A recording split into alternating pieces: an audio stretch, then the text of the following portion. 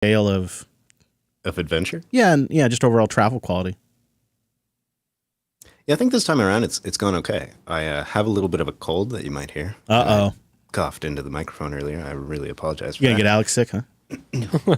I've tried really hard not to. I like wearing a mask and like spraying my hands with, the appropriate stuff. Yeah, but it's the sleeping face-to-face in the hotel room that's always going to do it. I know. How do you avoid that? Right? There's just no way to avoid that.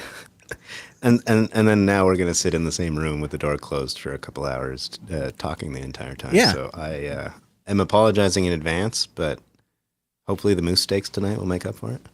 Oh, doing moose steak tonight? Yeah. Oh, man, I can't wait to hear how that... We were supposed to take the moose steaks out at your cabin just now, weren't we?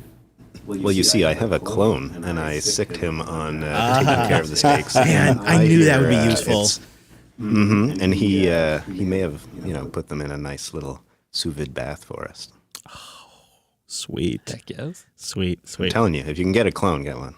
I'm glad to hear it was pretty smooth. How about for you, Alex? Was the travel smooth? Was it? I mean, I know you guys had trouble at the rental place, but yeah, it was mostly smooth. We so when we left Raleigh, there was a very interesting human experiment occurred.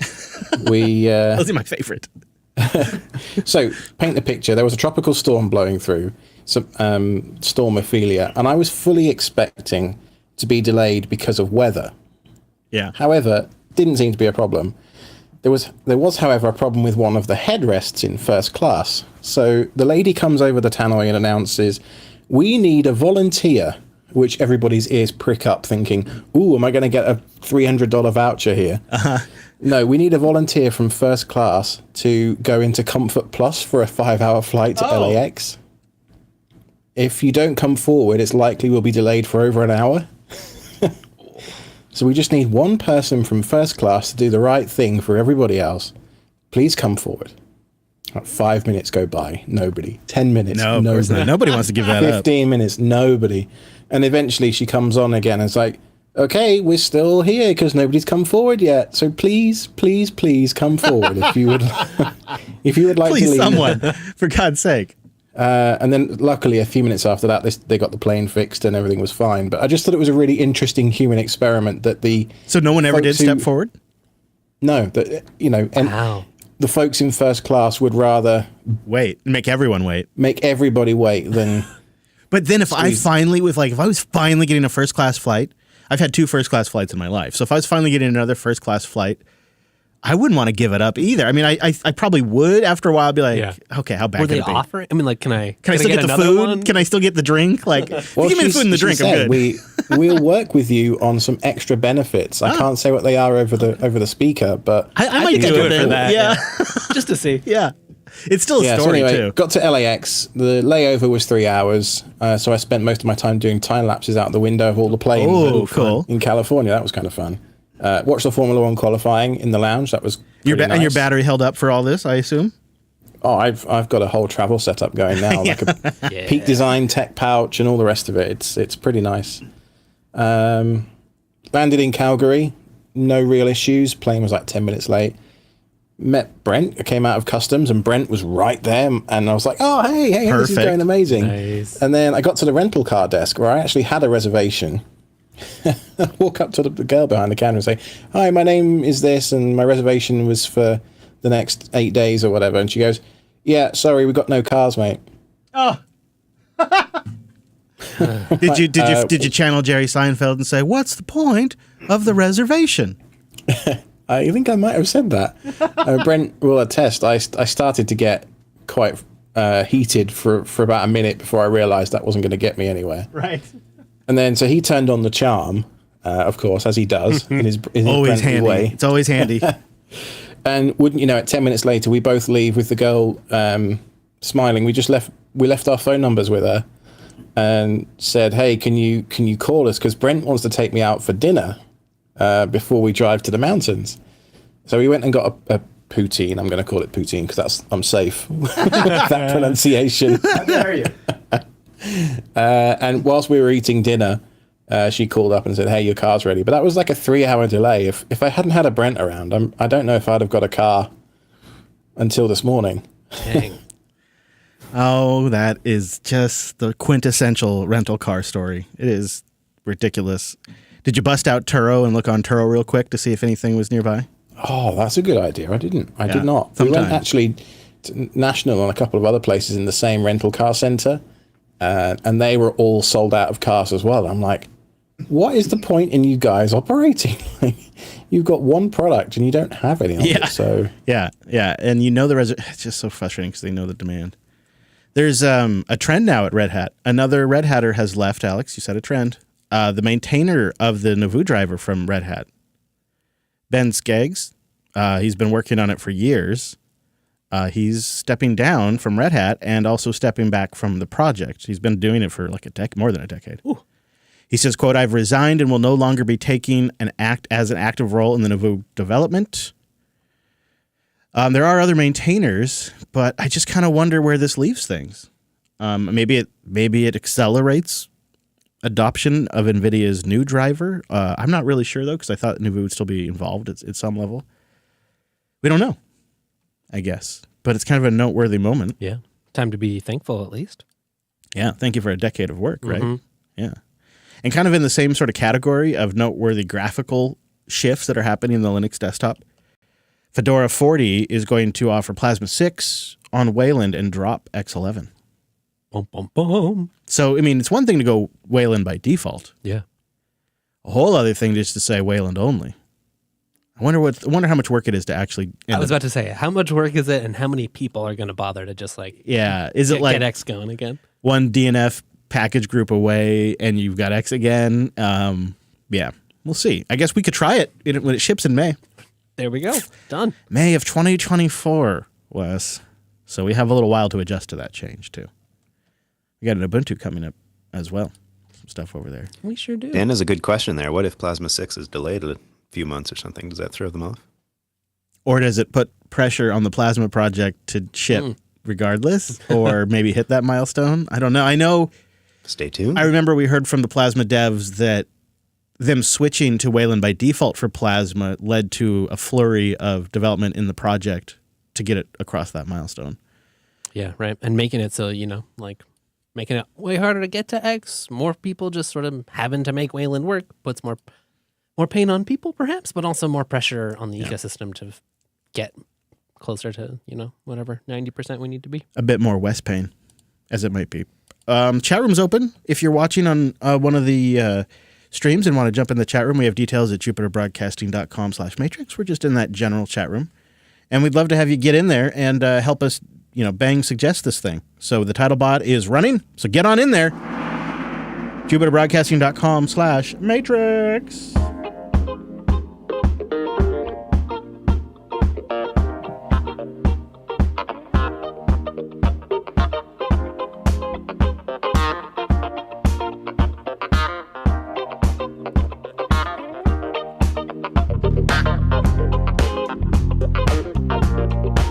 All right, and then the last little kind of newsy story I wanted to talk about in the pre-show.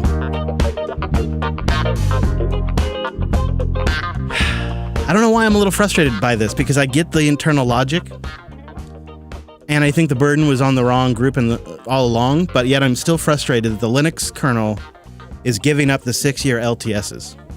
And we're going to just have 2-year LTSs again. And if you recall, this was introduced by a Google developer, I want to say in 2017, yep. And they made the case that the 2-year kernel cycle was too short because the dev build / research time for these phones is 2 years. And so they lock in the Linux kernel. Lock it in. Very early in the device development cycle because they need to, get the hardware stuff sorted. So they lock a kernel in that might be supported, but it's by the time the device ships, it's at the end of its lifetime already. And so the idea was, hey, what if we did 6-year kernels so that way we'd have 4 years of solid updates after the device ships. And Greg KH and others committed time and resources to doing that, and always kind of said all along, if we don't see a lot of support, a lot of contributions, a lot of adoption, we're not going to keep doing this. Step up and help out with maintaining these, or they might go away. And as is pointed out here on ours, it's like some of the mainstream current Android devices that ship with Android 14, Google lets you go all the way back to a 4.14 kernel if you want, which that's a 2017 kernel. they let you, like, Android doesn't necessarily mandate that you use the most recent Linux kernel. I think the Pizels are pretty current. But, Yeah, like this. What the Pixel Watch is so ashamed of its kernel that it's not even listed in the settings. yeah. Oh, and they really haven't gotten the support, and the burden really should have been on Googs to do this. At the same time, well, I mean, I don't know. I guess it just feels like 2 years. It doesn't sync up with the reality of how the Linux kernel gets used in the market by enterprise distros, by Android, by Chromebooks, by the very largest implementations of the Linux kernel. It doesn't sync up with their use patterns. It does sync up with how I think people should use Linux. And it does sync up with, I think, the appropriate amount of kernel developer time being spent on it. But you see why it's kind of a frustrating story to see. Yeah, I don't know. I mean, those are all also big contributors, right? So, like, if they want it, they could have been. Yeah. And then there's also vendors, right? Like, if you need at least for the spaces that they support, you know, you've got SUSE or Red Hat or whoever, and you can get your 10-year kernel on. Yeah. I just think it's such a dumb model, but I mean, not dumb, old and profitable, but not really for the best of the software ecosystem and the security landscape. And I think a lot of cybersecurity issues would be a lot better if everybody just separated the OS and the applications and the data, and they just kept their OS as near current as humanly possible, updated the apps as much as they possibly can, have it all separated so you can do it individually. Like, I do not update my OS and my apps, my hosted apps at the same time. I don't do that. The idea that you would have to do it like that is something out of the 90s. The idea that my installed applications, like maybe I have Nginx and Apache installed from the repo, or a database, or maybe it's Image or Nextcloud, the idea that has to update when I want to also update my bootloader and some of my userland stuff is so silly. Yeah. And I mean, you can kind of control it for some by like holding things back, I guess. But yeah. Yeah. Right. You didn't have the like granular control of like which pieces can I update at which set frequency. Like it's Image all at once. Image, IMMICH. It's like a weekly release, and you really want to stay current with this project. And if I was updating every package on my system every time Image had an update, well, something would clearly break eventually. That sounds like you should be on an LTS. Yeah, that was but then I wouldn't get the current packages I need for Image. You know, it just, it clearly doesn't work very well. But yet, so that's why I kind of get it. But at the same time, it's just not how the software world works. And it's going to be forever before that changes, if ever. So, Chris, I have a new question on that. Sure. So basically, the reason why they have to do it like that is because of the proprietary drivers, because the open source drivers, these are features, they don't disappear after 2 years in the kernel. Yeah. It's probably only because the proprietary driver. So why can't you force these developers of these companies that sell these Wi-Fi chips and so to make better updates for the kernels? I mean, that's use Google's open source. Use Google's open Gorilla source Weight the code. for good, right? And if you want the next version and you want to be Play certified, open source these drivers. Yeah, it's probably a fantasy, but I'll tell you, what's interesting is not only would that be better for them and better for Android and better for security and end users and better for the sustainability of these devices long term, so therefore better for the Earth. And if they actually cared about that stuff like they claim they do, they'd probably be looking at these solutions.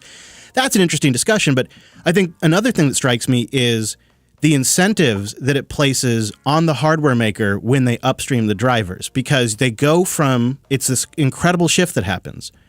They go from shipping the oldest frickin' kernel they can get away with, where they've baked their crap into it, and they can try to make sure that never breaks over like a decade.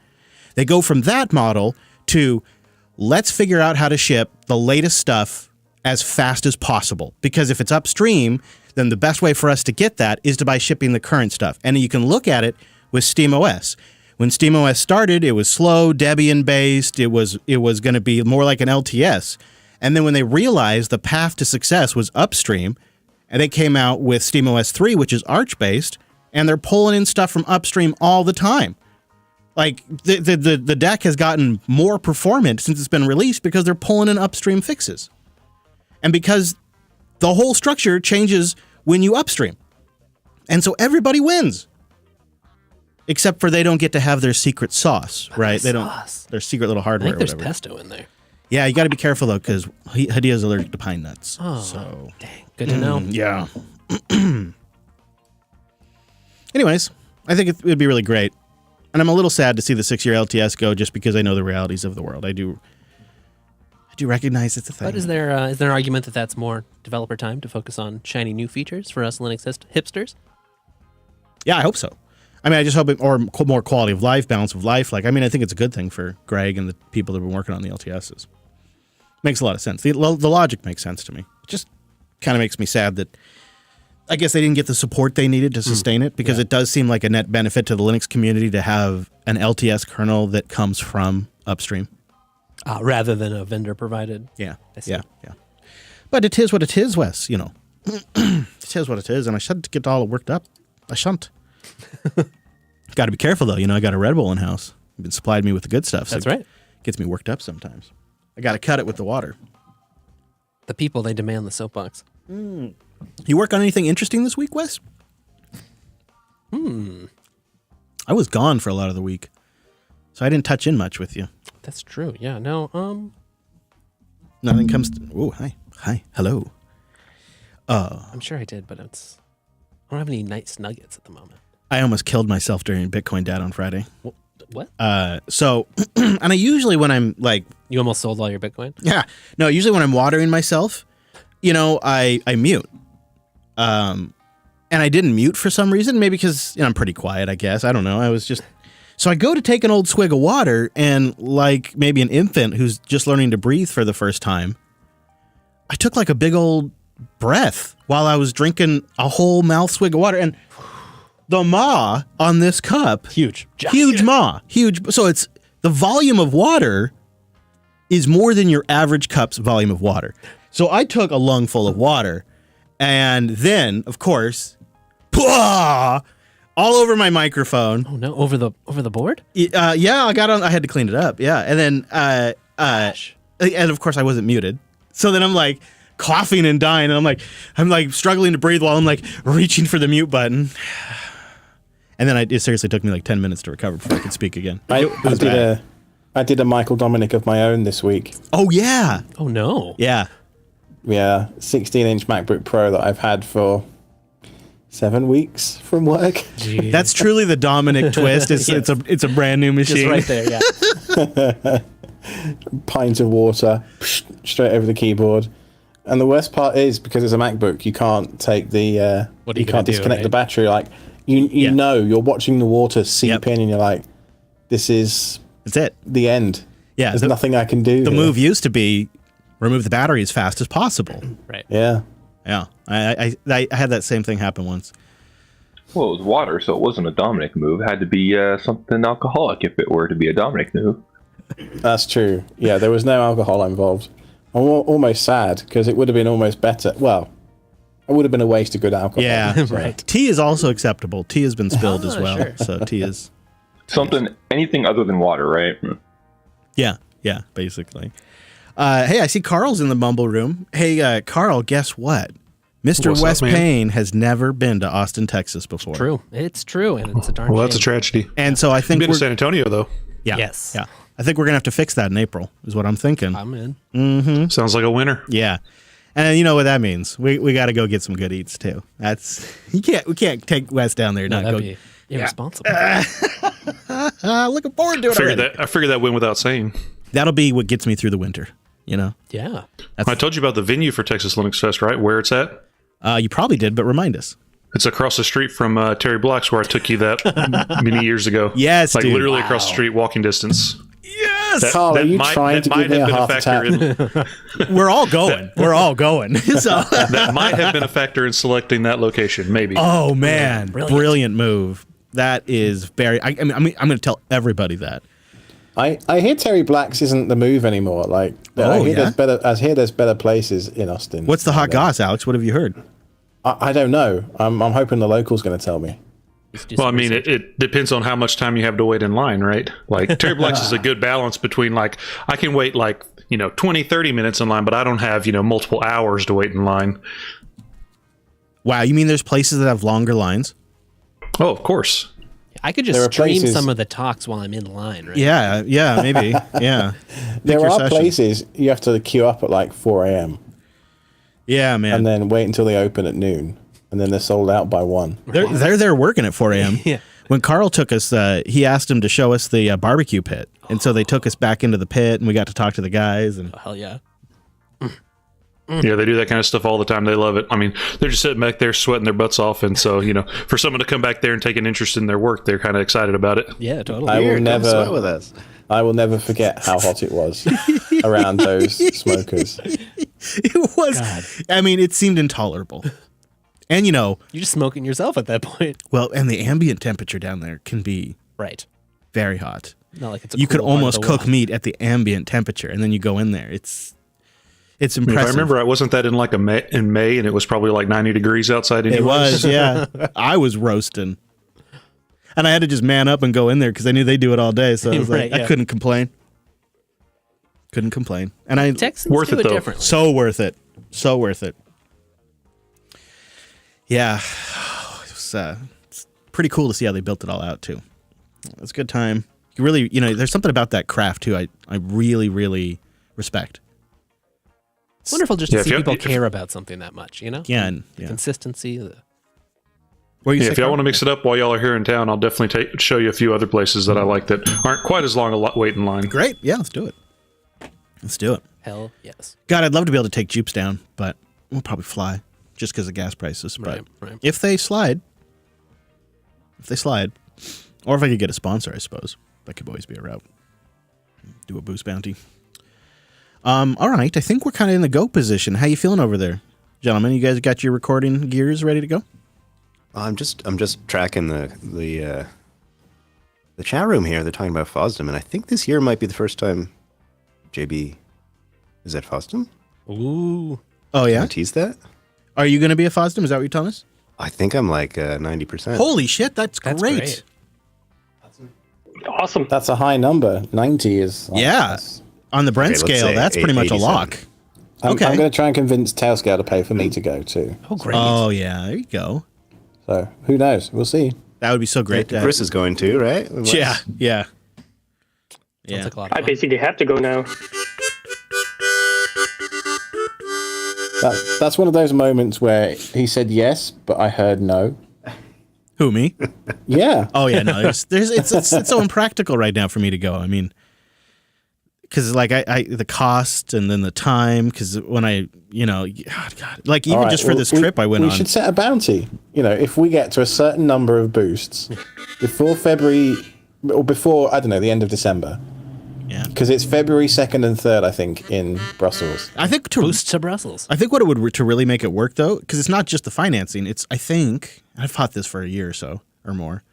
You need to have like a backup Chris that could sit right here at this chair or in some chair and do the shows that I do when I'm traveling. So that way I don't have to do a month's worth of work before I go for a week vacation.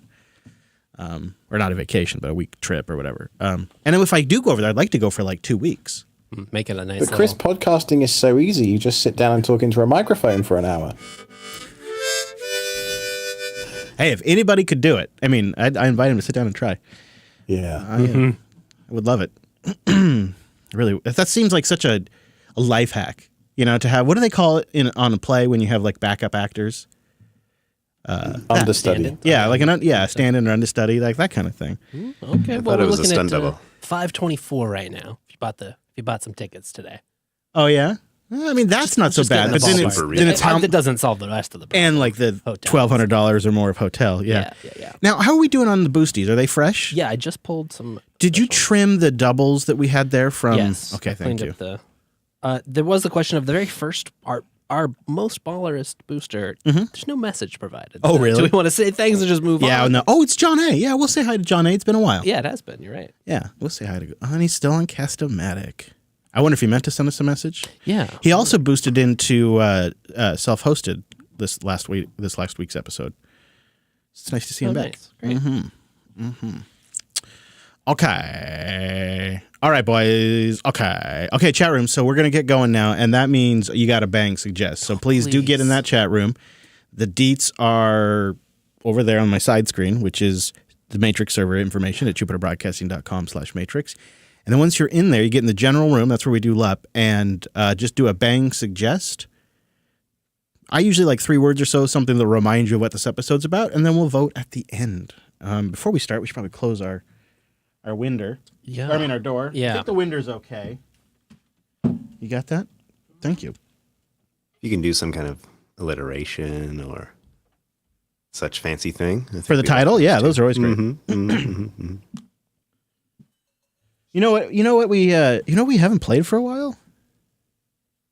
Our Airwolf theme. I should bring that back at some point. I should sneak it in on you guys. Okay. Classic or the old modern one? I like them both. I think. Okay. Get your buttons ready. We're going to hit record. Make sure I have levels from you boys. Alex, you probably want to hold the mic not too close because you're a little bit louder than Brent when you do. We'll just try to find the sweet spot, I suppose.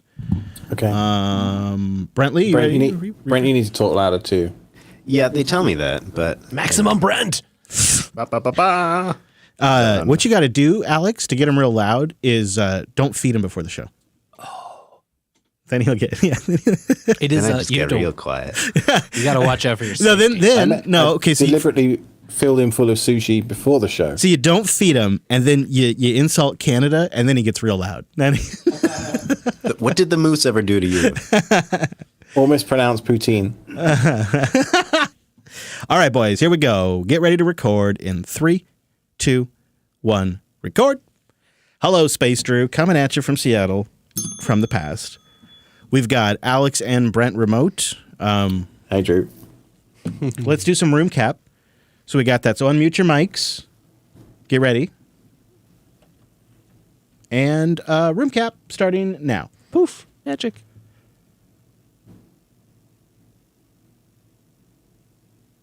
Boop. Boop, boop, boop, boop, boop, boop. Alex was breathing. How dare he breathe? Might as well filter that out. You know what I'm saying? Okay, is there anything else? Oh, 4 count. 1, 2, 3, 4. 4. All right. Well done, everybody.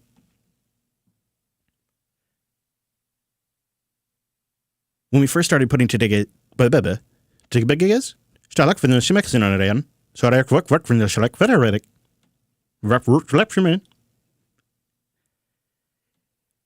when we first started putting together the show for this week, I thought, okay, this is an episode with a long-term perspective on the Steam Deck. And then as I started digging into the work Valve's done and the impact on the projects around the deck, I kind of realized what we're really talking about today is one of the most successful Linux consumer devices, and I mean truly a Linux device, that has a GNU userland, it has systemd, it has dbus, it has a fairly standard file system layout, it uses regular old Plasma for the desktop mode, and they don't block installing any third-party Flatpak you want, including competing app stores. And it's also had a big impact on the Linux ecosystem, the kernel driver and all that. We'll get into that in a bit.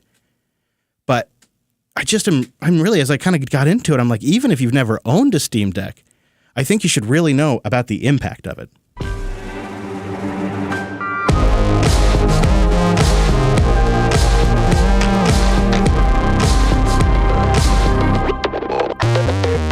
Well, hello, friends, and welcome back to your weekly Linux talk show. My name is Chris. My name is Wes. And my name is Brent. You said, and my name is Brent. Sorry, that's usual. Let me try that again. My name is Brent. And my name is Alex. Hello, gentlemen. We have a full house this week. The Steam Deck might just be one of the most important Linux devices of our current time. And even if you don't game, we have some data and it checks out. The Deck's impact on Linux has been massive and measurable, so we'll dig into that.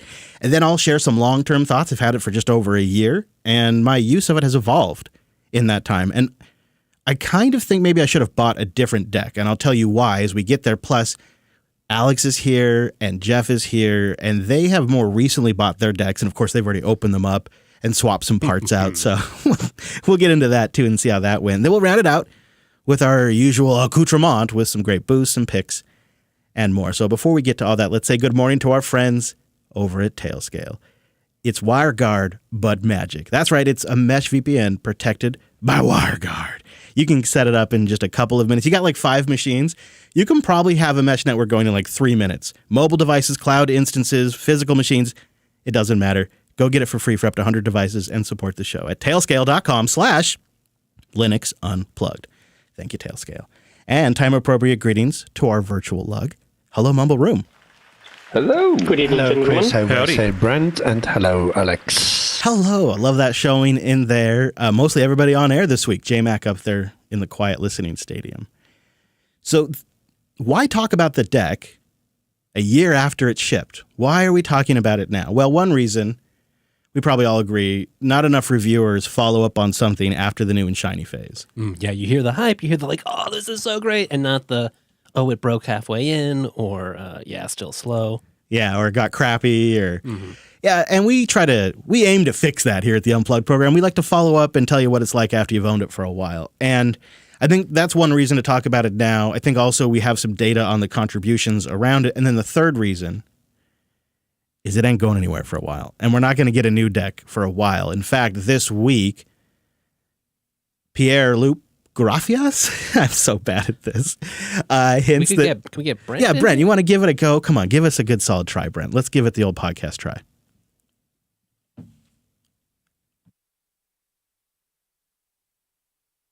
Are you muted over there? Oh, I think you're muted. Yeah, but Drew totally got that one. Pierre Lou Griffet. All right, thank you. Yeah. Well, he's hinted to The Verge and to CNBC individually that it might not be till 2025, maybe even 2026 before we see the deck 2. So my plan of just waiting for the deck 2 is a long-term plan. Yeah. And it makes sense because they've got a high-performance device. They got battery and heat thresholds they're trying to reach, and you don't get that with one generation typically. Right.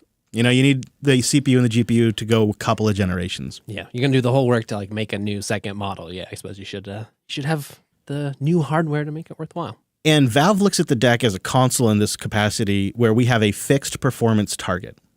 And so we tell all developers, this is your fixed target. And so if we're going to mix with that at all and change things, then we have to define a new target for them. And we're really careful about that, is what they said. Yeah, right. I suppose that has been like one problem in the Linux world, right? Like you've got not only you just have PCs that can be whatever, but whatever your Linux is. So we've seen with other ecosystems having a common environment in however many ways possible, it just makes it easier. I think it makes sense to wait a bit too, because I think number one, a lot of people are really price sensitive right now. With inflation, things are very expensive, and a luxury device is a hard call for some people. And so if you just ship the new one right away, you're not going to get very many people upgrading, I suspect. I think the other thing to consider is this gives Valve another year or two to see what Meta does with the Quest and Apple does with the Vision Pro. And I know I go to this all the time, but Valve is a big VR enthusiast group. And if they could turn the deck into a portable VR thing that you plug in a USB headset into, I think they'd go that direction. But they probably need to watch what the public response is to something like the Vision Pro. If it flops, it doesn't make a lot of sense to invest in resources there. And if it's a big success, Valve can ship their alternative, which would be a much more open ecosystem. But we're all going to have to wait. In the meantime, though, there are OEMs like Asus that are taking stabs at deck competitors. Oh, yeah, true. Right. So we'll probably see more hardware.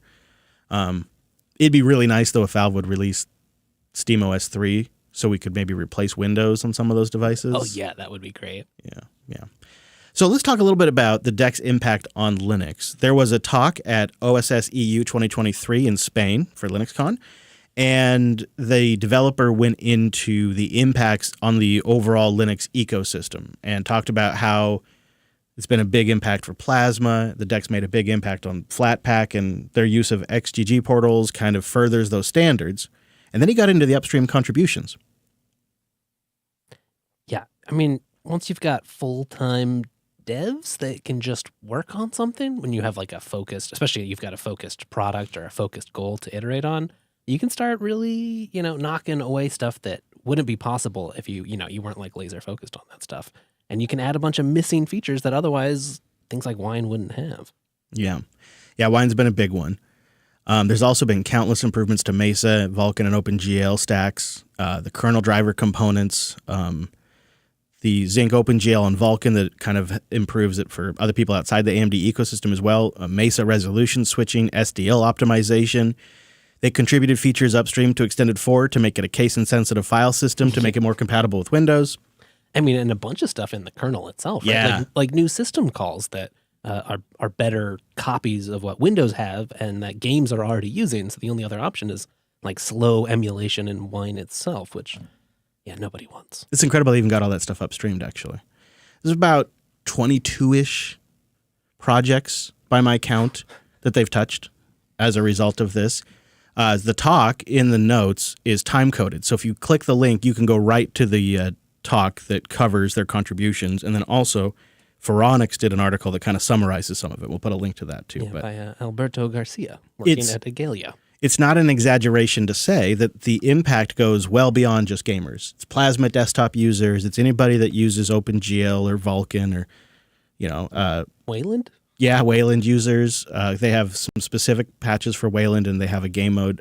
Yeah, they got the whole, game scope. Mm-hmm. And you, like with so much of this stuff, it's not just they're only shipping it there. Other distros, other places are packaging it. You can find it on GitHub. You can just use it, even if you're never going to buy a deck. We're a year in, and they did it right.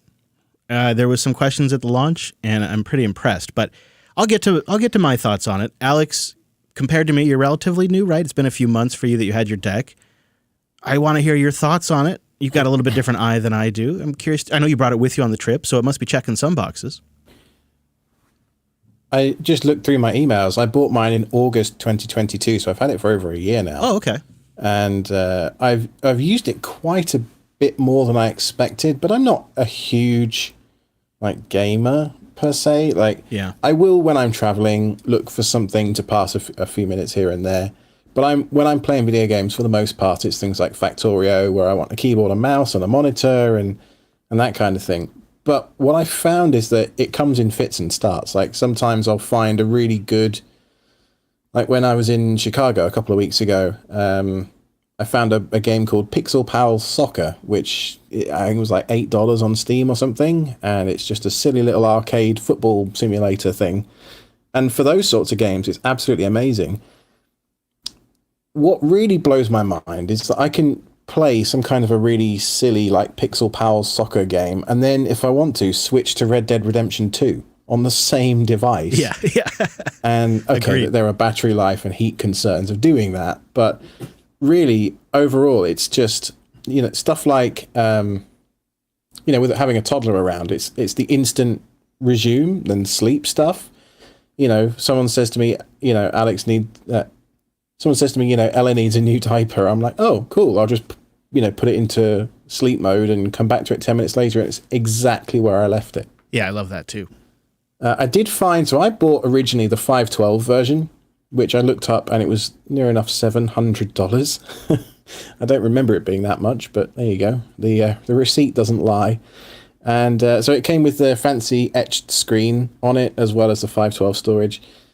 I ended up a couple of months ago upgrading my storage to 2 terabytes. There was, I think, a Prime Day deal on a 2 terabyte SSD, I think for about $140, something like that. How was that process, the upgrading, opening it up? Couldn't have been easier. I 3D printed a little caddy to rest it on so I didn't break the joysticks. Right, because it has to be face down, of course, screen down. Yeah, I don't think I really needed to do that. A couple of folded microfiber cloths would probably have achieved the same thing, but any excuse to use the 3D printer, right? And now you have it for future upgrades.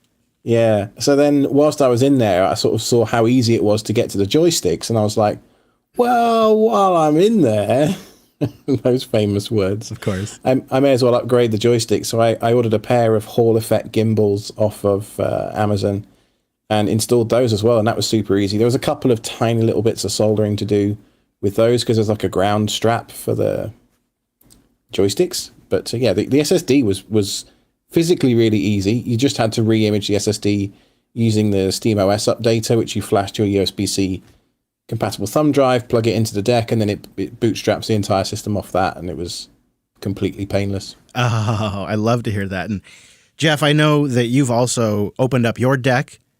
I think you've probably owned it for a little bit as well, and I'm curious to know what you decided to swap out, which deck you started with, and if you're able to take it somewhere better, and how the whole process was, because you open up tons of things. So, For sure. I have only done the SSD for now. I do plan on changing some things out in the future, but for now, the SSD was the first thing I had to do, and I did it before I even turned the thing on. I think Alex had it wrong with the 3D printing. Sorry, man. Just use the case it comes in. Just put the put the joystick oh my down God, in the Alex! case, and that's it. That's all you got to do. If the listeners could see my face right now, they would be seeing me going, "Yeah, all right, Jeff, you got me there, bro." It's That's a good idea. That's so amazing. And yeah, just like Alex said, it's very easy. Since I, do have a very recent one, I've had it for a month. It is a later revision. There are a few very subtle differences. One of them is the heat shield doesn't have that sticker you have to peel off anymore. And those who have taken apart their deck know what I'm talking about. So to get under the heat shield, in order to pull the SSD out, it's just a solid piece of metal now for the newer revisions. I did end up getting the cheapest one because for the same price as the 256 model, I was able to get 1 terabyte SSD and a 1 terabyte micro SD card.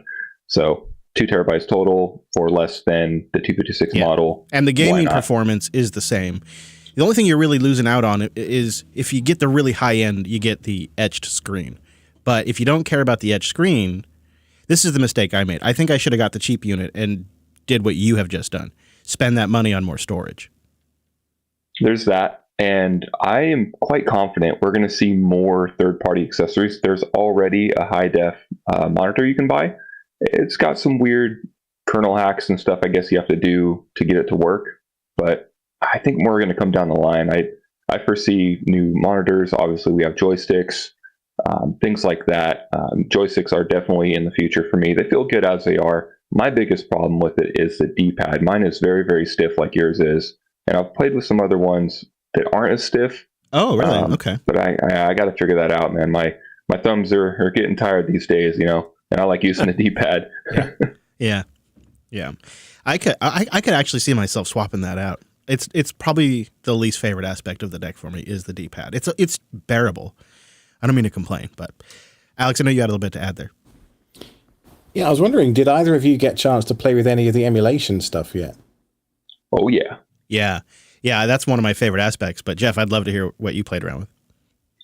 I went the simple route with EmuDeck. I tend to like individual emulators versus this whole, let's try to put everything in one UI. Because with SteamOS especially, you have UI into UI into UI into UI, and it just drives me nuts. I'd rather just launch an emulator, hold the Steam button down, use the trackpad as a mouse, and then go through the menus like a desktop. It's just my personal preference. You can get buried in those layers, and sometimes it's hard to get yourself out. I've had this issue, but to counter what Jeff just said, I have found the family acceptance approval factor higher with the full screen, immersed emulators. So it just sort of depends on your audience.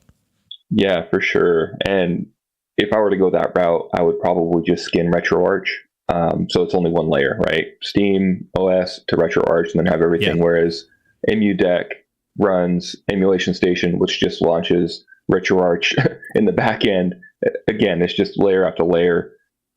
So far for me, it's been great. I try to push everything down as much as I can in terms of performance for battery life. And even with PlayStation, it's no problem to put the thing on 5 watts TDP, turn off SMT, the hyperthreading stuff, and just drop it as far as I possibly can. It's dead quiet, hardly using any power. How cool is it to play the PlayStation version of Crazy Taxi and then swap into something like Pokemon Yellow on a Game Boy Color? And then, it's just, I don't think there are many devices, because it's just Linux underneath, right? You can just put in an SD card with all your ROMs on and just swap it in and out. And it's a total game changer for my personal perception of emulation stations. EmuDeck made it so easy to get set up with. It was almost trivial. Yeah, I couldn't agree more. It's pretty simple. It walks you through every little thing. Has all of the folders listed out for you where you need to put your ROMs and BIOS and save files if you have them. all that stuff is just dumped onto whatever you want and through a nice little user interface telling you what to do. And something that not many people realize is after the setup, you can go back into that EmuDeck and application and change some of the settings as well. In my case, I didn't want every little thing to show up on SteamOS in my launcher. And yeah, I can go through in the desktop mode and remove them manually, but EmuDeck gave me those options and just able to do it from there. Okay, I do get it. It does get a little cluttered. That is a good tip. I think the other thing that you kind of just tossed in there, Jeff, but it demonstrates the flexibility of the deck is, you're tweaking the wattage on the CPU, and you actually can turn those dials and affect those knobs. You can't do that with the Switch, right? You can't do that on the PlayStation, and you don't need to do it with the deck, but you can if you want to. And that part is so damn great. Really powerful. Linode.com/The Unplugged. You guys know the drill. Head on over there and sign up and support the show. You get $100 to play around over there, which you can really kick the tires. It's a great way to support the show. My two most recent Linodes is I've set up an IPFS West node for IPFS podcasting, which is an experiment I've been enjoying. Neat. And also, not too long ago, I set up a new Minecraft server for the kids, which has turned into a part-time job. Because they constantly want like plugins and now, Dad, can you do this? And Dad, can you enable this? And every time I'm trying to figure it out. But the great thing is because the Linode Minecraft solution is so popular, if you just prefix your search with, like Linode or like you postfix it with Linode, like you'll get like the documentation that people read up that are doing it on Linode. Because it's nice. Does this mean that you're going to start running and adminning a JB Minecraft server? No, if anything, this has taught me just find somebody that does this professionally and don't try to be your own Minecraft admin. It's too much. The one-click part was nice, though. That part on Linode was nice. Linode.com/unplugged. Now, Wes, I thought maybe you could set me up here a little bit with some stats. Chris, you've had your deck for a while. I thought we could review your history with this particular device. You reserved it way back in July 2021. You then had to wait until July 2022. Total of 364 days. Torturous wait. Almost a year. Almost. Yeah, almost. But you've now owned it for over that time. 435 days. So, what do you think? I thought I would screw with it a lot more than I have. I thought I don't know, I guess I fantasized about replacing the OS, but still using it to game. But then I kind of realized after owning it for a little bit, my initial experience was, at first, I didn't go to it for gaming. I'd go to my desktop because by the time I got the deck, I had been gaming on my Linux desktop. So I had everything set up. Yeah, you already had gaming habits. You had a bigger screen, mouse, keyboard, and I was like, well, I'll just game on this. I'll just do it on this. But inevitably, something broke. Or actually probably what happened is the kids wanted to switch to a new game, and I tried to install and it didn't work, and I hadn't spent the 30 minutes required to make sure everything was fixed, which is always how it was on the Linux desktop, especially around then. And so I'd started reaching for the deck a little more often because it always just worked. Yeah. And then every now and then I would drop down to desktop mode, but I wouldn't actually find myself on desktop mode as often as I thought. And I would just go to play the games more and more that I would normally play on my desktop on the deck. And I found it to work really well for that. But over time, I ended up putting it in a dock hooked up to the TV, and now I probably do just as much gaming hooked up to the TV with a controller. So it's just like a game console that happens to be Linux powered. Yeah. Every now and then I'll install a custom flat pack or something like that. I'll put a link to a cheap, really crappy but works pass-through USB-C docking station that I got. Yeah, it's just really simple. And the nice thing is with the deck, any USB-C charger that does PD you can use. So I picked up an Anchor and I just plug it in and it just works and I don't have to worry about that. So I really get to treat it like a console, but then I sometimes get the benefits of a Linux PC. We had one of the kids' friends come over and we were short a computer and they all wanted to play Minecraft. So I installed the Minecraft flat pack. I put in its little dock. I hooked up the launch keyboard. I hooked up a mouse to the dock and I just set it right there in front of the kid. And I said, there you go. You can game on the deck. And he loved it. That's great. He went home and asked his dad to get a deck. So every now and then, like, you're using it like a Linux PC all of a sudden when you didn't expect to, and it just doesn't miss a beat. So it's basically become my main gaming PC, even though it's not a spec monster. I could probably throw a nicer GPU on my desktop if I could afford it. Yeah, right. But Valve's setting these target levels of performance, and so you're not going to max the settings on most modern games. But at the same time, at the screen resolution, you don't really need it maxed on that screen. So you're not, at least me, for the kind of gaming that I do, I'm not missing the fact that it's not on ultra max. Maybe it's on medium for some of the settings. Well, you said you docked it a lot too. How does it feel when it's docked? Does it, do you feel a limitation when you're looking at it on a different screen? No, flawless. It really works on the TV. The UI has been designed right in a way where it works so well on the device or on the TV screen. The kids use it more when it's docked on the TV, and we do more family gaming.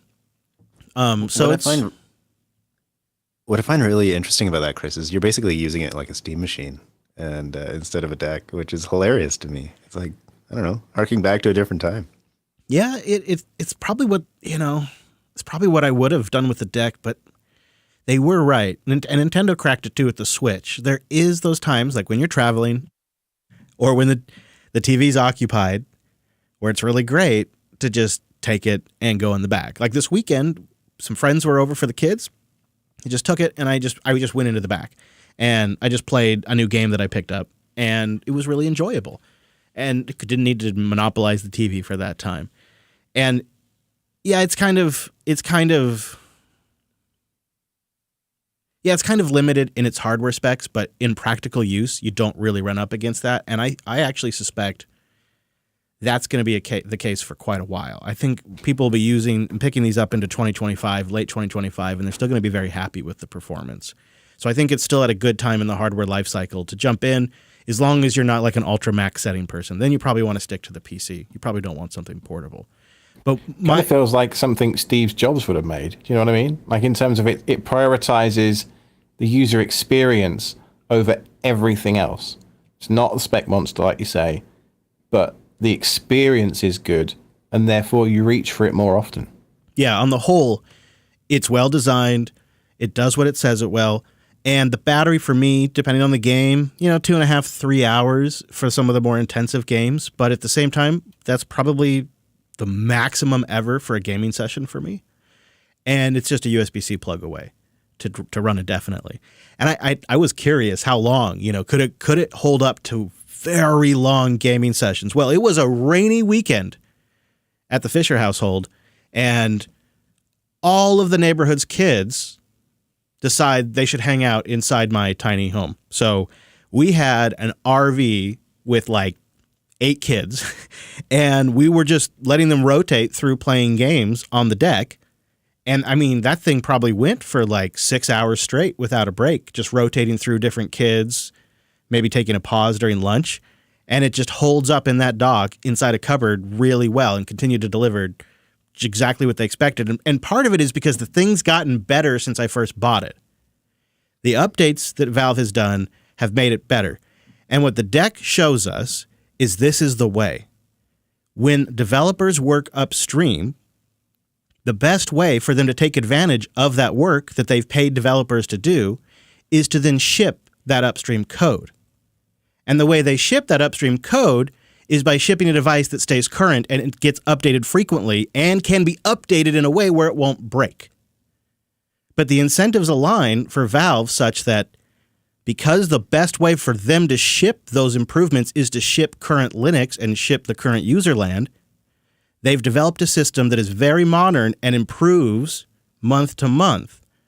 Versus a traditional Linux-based console, the things that get bastardized like we see with Android and Chrome OS and TiVo OS and all the other things out there where they fork Linux 4 years ago, and then they start building that product, and by the time they ship it, the kernel's already past its end of life, the user land already has a dozen security vulnerabilities in it, and the only way the thing stays together is because it's got some sort of runtime controls.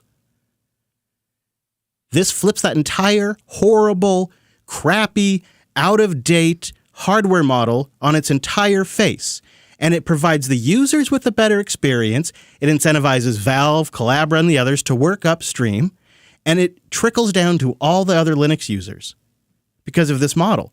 So that's great. But there are some things about the deck that are not so great. And Alex and Jeff, you guys didn't have any complaints. I'm wondering if either one of you have any major negatives about the deck. Just the D-pad for me, again, probably fixable. Fair. It's a bit wide for my hands at first. It hurt, just took some time getting used to. I've got wide shoulders, but even then, it just took time for my hands to not hurt, my wrists in particular. Okay. And whether I'm, resting it on anything or it doesn't matter, it's just the angle in which it sits. The parallel handles just don't fit well with my wrists. Other than that, your mentions about performance, you're dead on. I just want to mention there are a few very, very recent games. Harry Potter, for example, the new Mortal Kombat. These games are nearly unplayable on the deck, from what I've seen. I haven't tried myself, but I also just want to give another quick. There are more powerful handhelds, but if you're trying to run with good battery life, the deck still outperforms at lower TDPs than the new ones. So do your research, look up the reviews. Yeah, they're still being pumped out. And if you buy the Asus, you're not buying a device that's supporting the entire Linux ecosystem development. Exactly. That's the key for me right there. Yeah. Alex, I'm curious. Do you have any major complaints with the deck before I get to mine? Only really when it comes to entering text in desktop mode or trying to do anything outside of the golden path.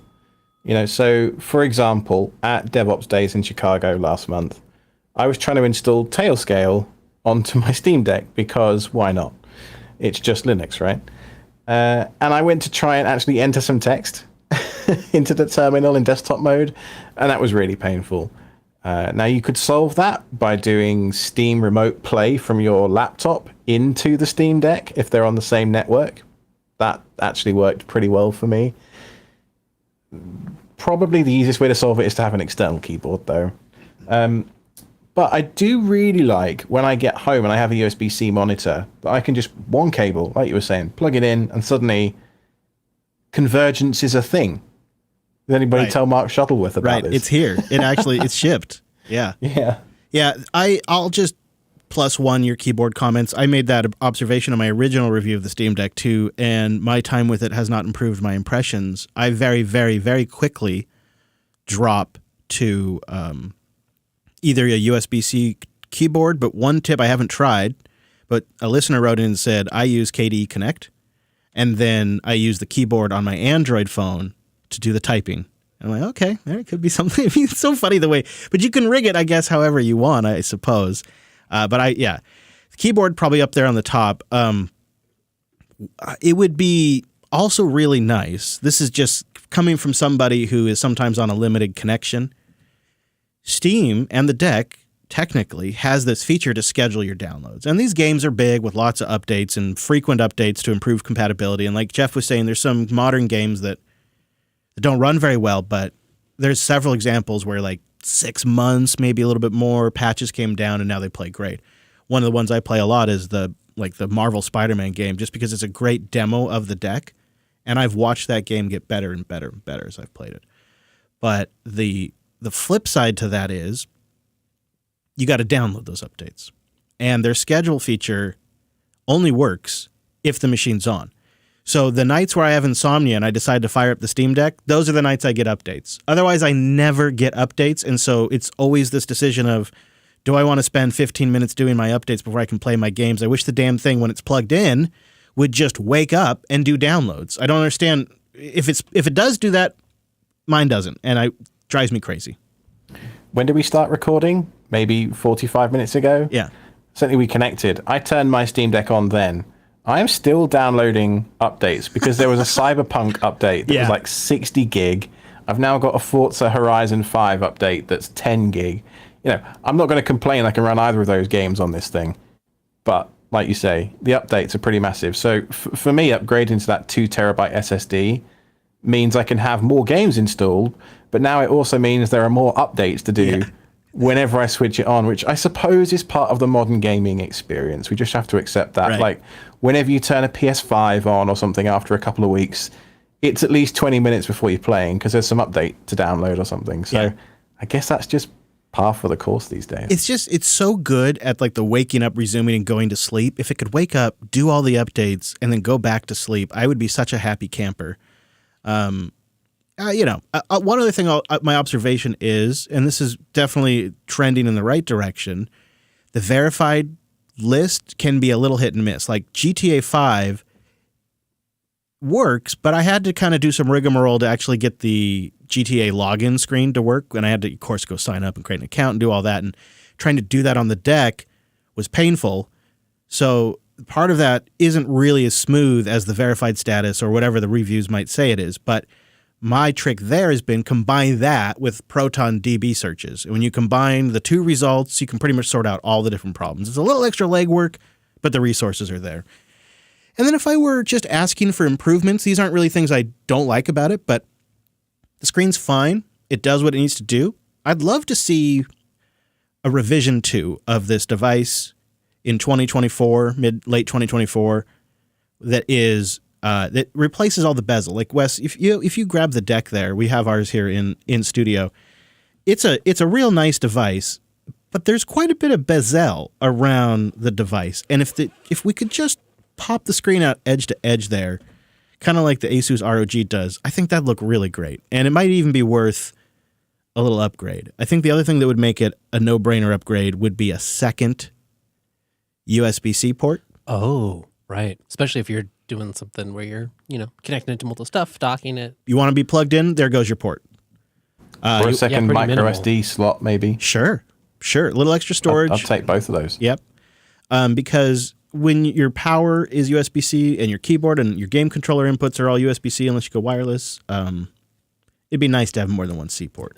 Yeah, you're right. I mean, it's a sleek design. I hadn't thought about the aspect of limited connectivity. Yeah, I mean, I'm complaining, right? Because all it takes is a USB-C hub or a dock, and you've solved the problem. And that's exactly what I do. I've got a little like Anchor thing or something that I plug into the bottom of it, and it's got A and HDMI and extra C ports and pass-through power, and it's not a problem. How nice would it be if that second port was on the bottom? So you got one on the top and one on the bottom. Yes. What about you? But I've got a bit of a belly these days, and having a cable coming out the bottom sometimes would be a negative, where it sometimes wouldn't be. Yeah, and well, also when you're holding it on a table and you've got the cord plugged into the bottom, it's not comfortable. It'd be nice to have the cord to have the option to be able to plug it into the top, and then when I'm gaming at a table, I wouldn't have that cord like under there in the way. And to that end, the battery life, it obviously depends on the game. But maybe, if you're going to do a revision 2 of this, slightly bigger battery or slightly newer battery technology, it's not a killer for me. It wouldn't make or break it for me either way. Because, again, I don't know if I've ever actually drained the thing all the way down to 0 in a single play session. My daughter has, but I never have. So it's not a huge killer for me. But it'd be great with 2 ports, plug it in and go. And just touching on the dad factor for those of you that do have kids for a moment, this device, I thought once I brought this home, all the kids would be clamoring for one for Christmas or whatever. Dad, we want a Steam Deck. Dad, we want a Steam Deck. My oldest did for a moment, but it faded, and none of them have asked for a Steam Deck. They like to play on it, but what it has done is it's all pulled them into the Steam ecosystem more. And they're playing more Steam games on their Linux laptops than they were, because they find them on the deck, and then they play them on their laptops.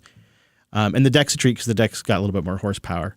So in a way, it's brought them back more into Linux gaming, but not to the deck.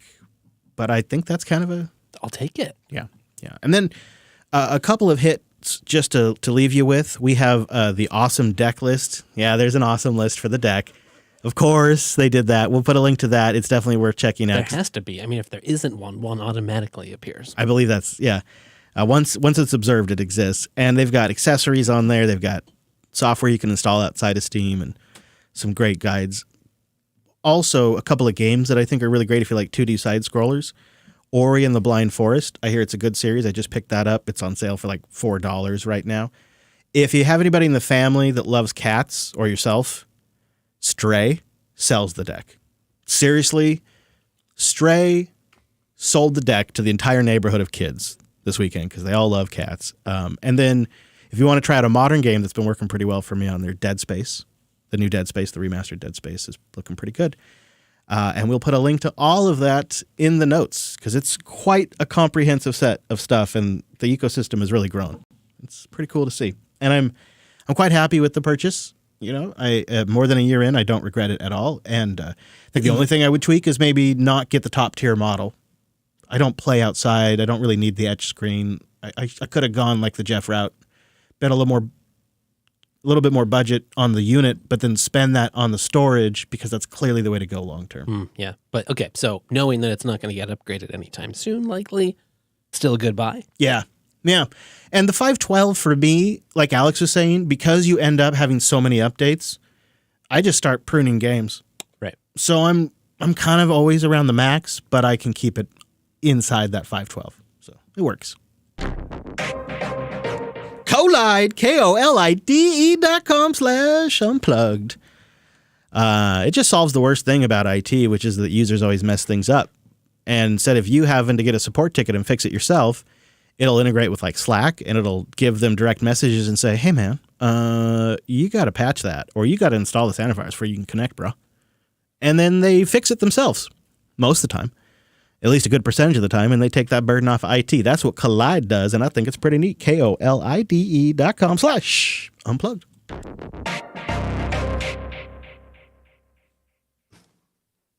Now, did you know that we love receiving feedback from you? linuxunplugged.com/contact. You can send us in. Kark sent us some feedback, and I think, Chris, this is about your little garage terminal that you are thinking about for a note system.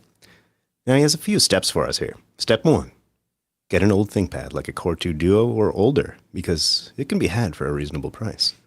Step number 2, take out the battery and just keep it plugged into the wall all the time, maybe on some kind of wall mount.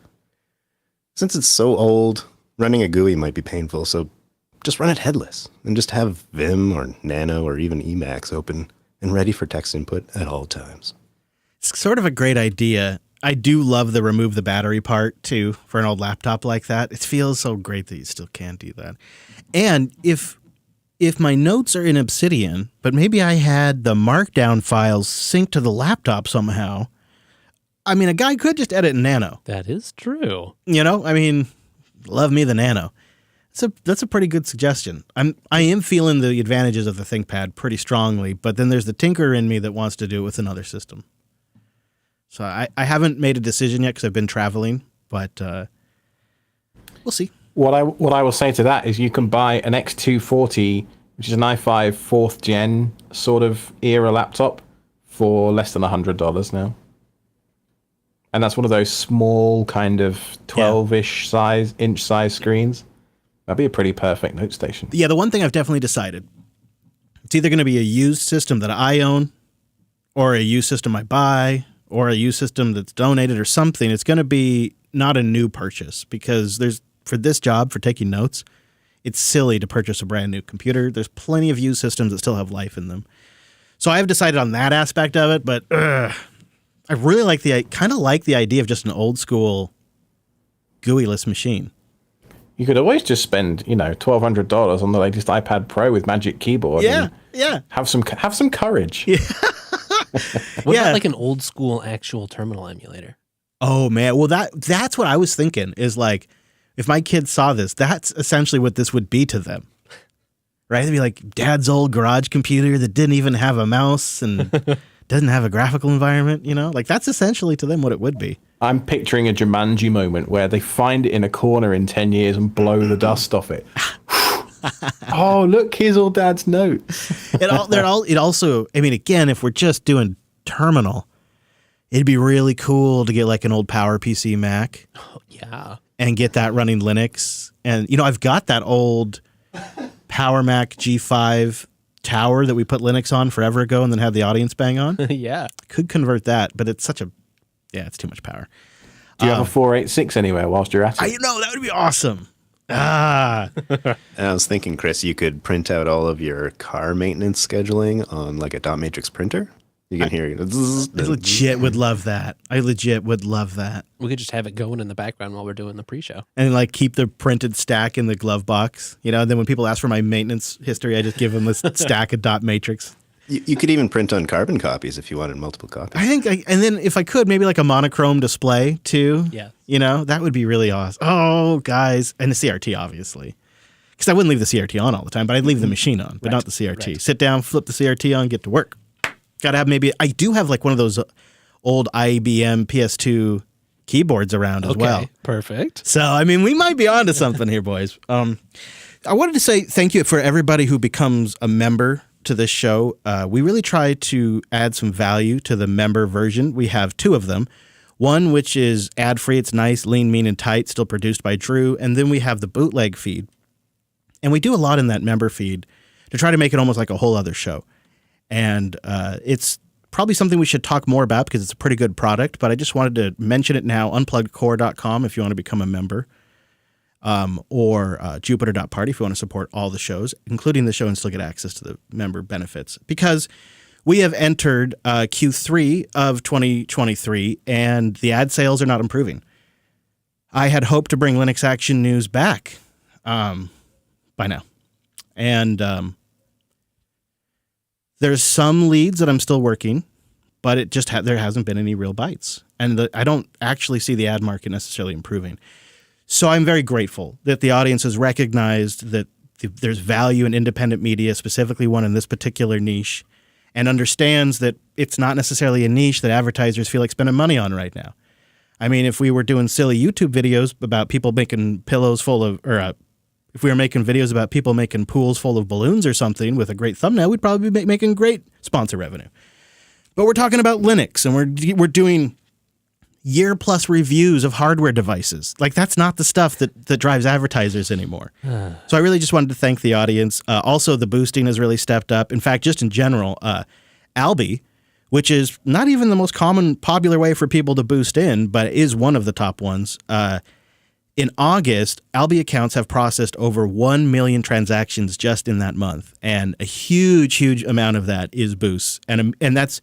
Albi's a fantastic piece of software, but it's probably 3rd or 4th on the boost sources, and they're doing 1 million transactions in August. It's really awesome, and it's to us, it's perplexing because in the old model, you do a show, you get advertising, you do the sponsor read, and it was a pretty cut and dry system. Like with Linux Action News, it's a lean, mean, tight show. We get you in, we get the information you need that's important that week, we get you out and get you back to your day. It's not a show that really supports boost segments and feedback segments because that's not the format of the show.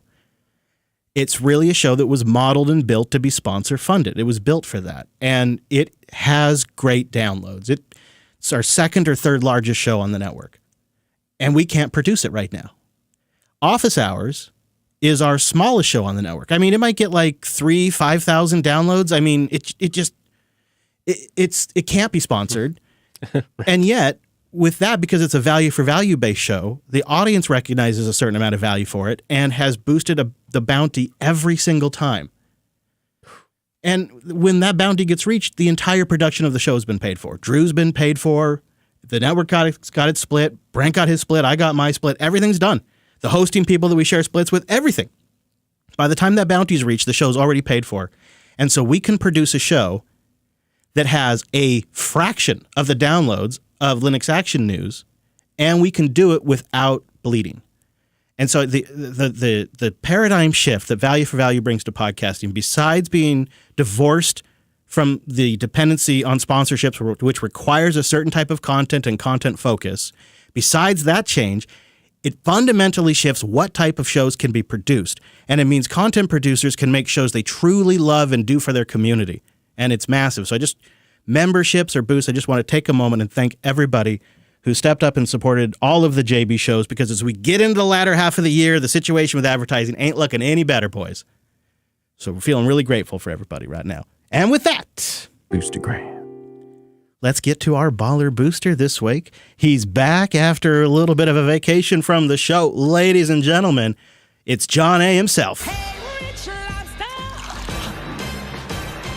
Coming in with 98,951 sats using Cast-O-Matic. He had no message, though. Short, sweet, right to the point. It's nice to hear from you again, John A. He boosted into self-hosted this week, too, and it's nice to know you're out there and listening. Eric the Red boosts in with 98,029 sats. I hoard that which your kind covet. Coming in from Fountain. This summer, I switched over to Tailscale from OpenVPN and WireGuard after hearing all the great stories on the show.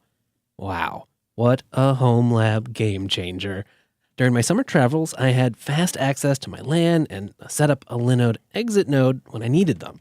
I avoided the hotspot throttling limits with Easy Tether and a local exit node. I've been struggling to get Easy Tether working on NixOS, though, but thanks for the great show. And this zip should be an easy one to find. Looking forward to the meetups. Grab the map. Grab the map, Wes. I'll also just mention, not a paid for segment, Tailscale recently partnered with Molvad, and now you can use Molvad as endpoint for the Tailnet, and that's a great partnership right there. That's so exit nodes now on Molvad means you have a lot of high speed options. Yeah, right. How many folks are using those two kind of services already?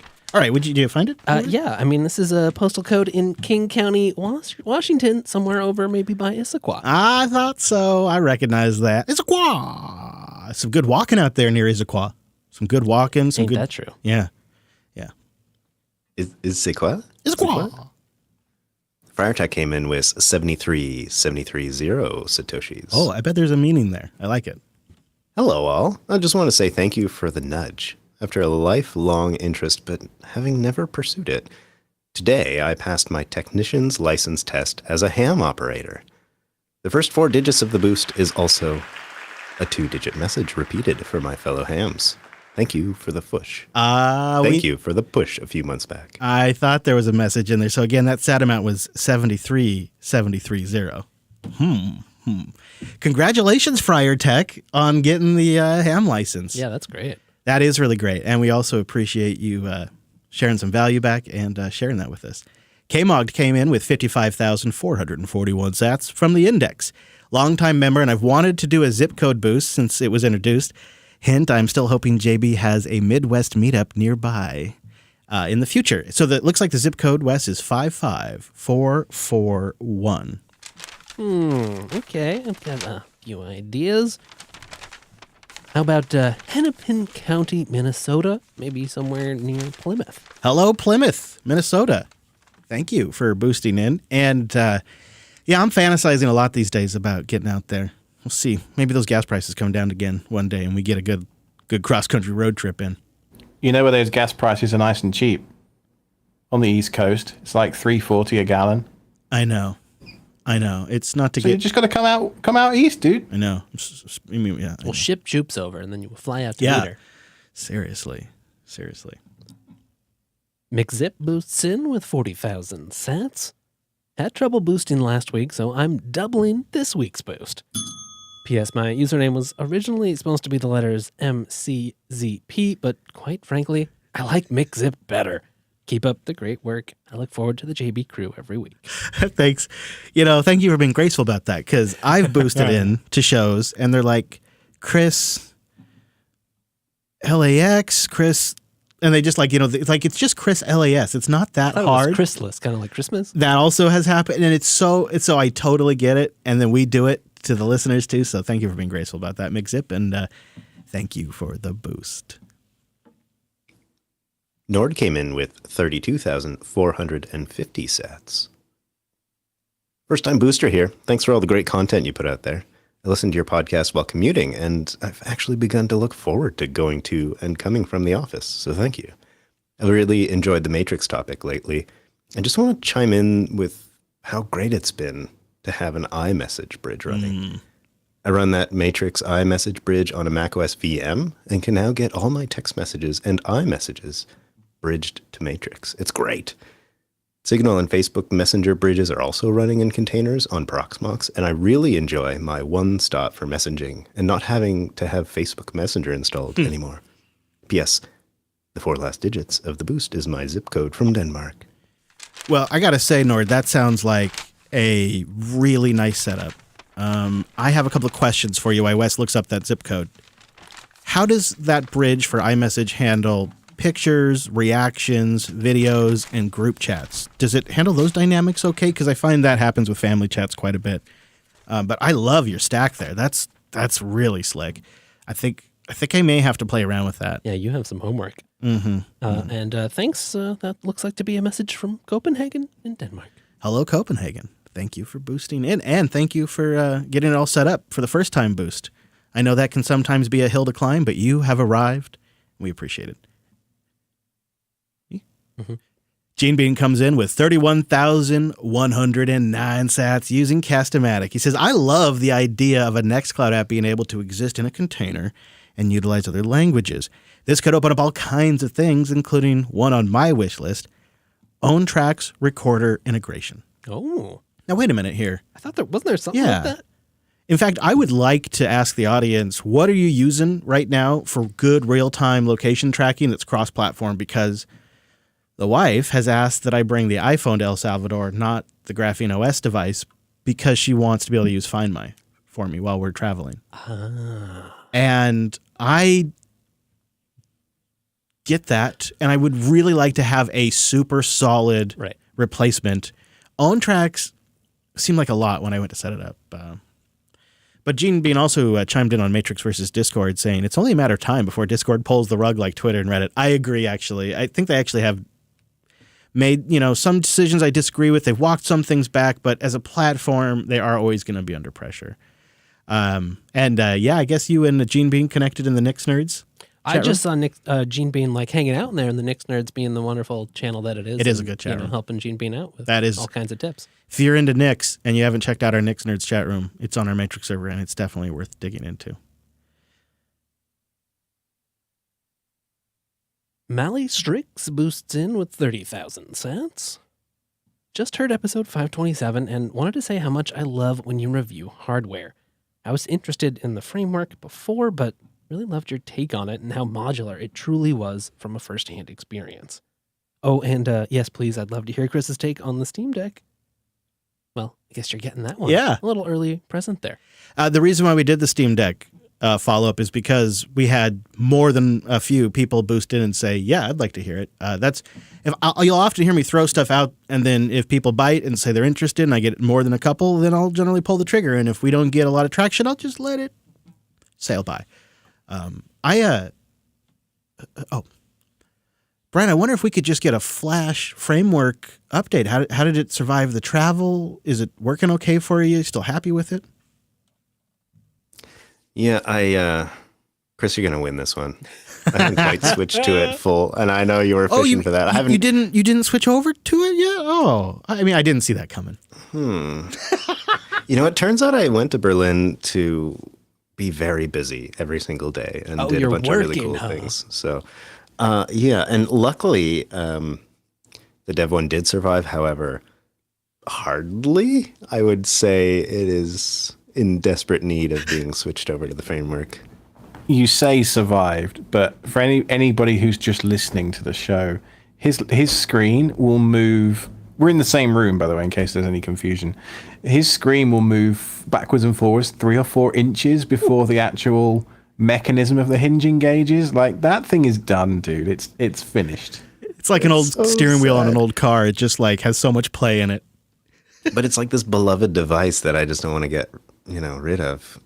It'll be repaired. I'll make some efforts to try to get it repaired and up and running again. But that said, there is Nix on the framework now, and I did have some help doing that at some of the NixOS meetups at Seabase, and I spent some time over several breakfasts just kind of poking around and getting some of the hardware optimizations going. And I mean, early days, but so far, really great. And I'm beginning to catch the bug. So we will see what comes up next. All right.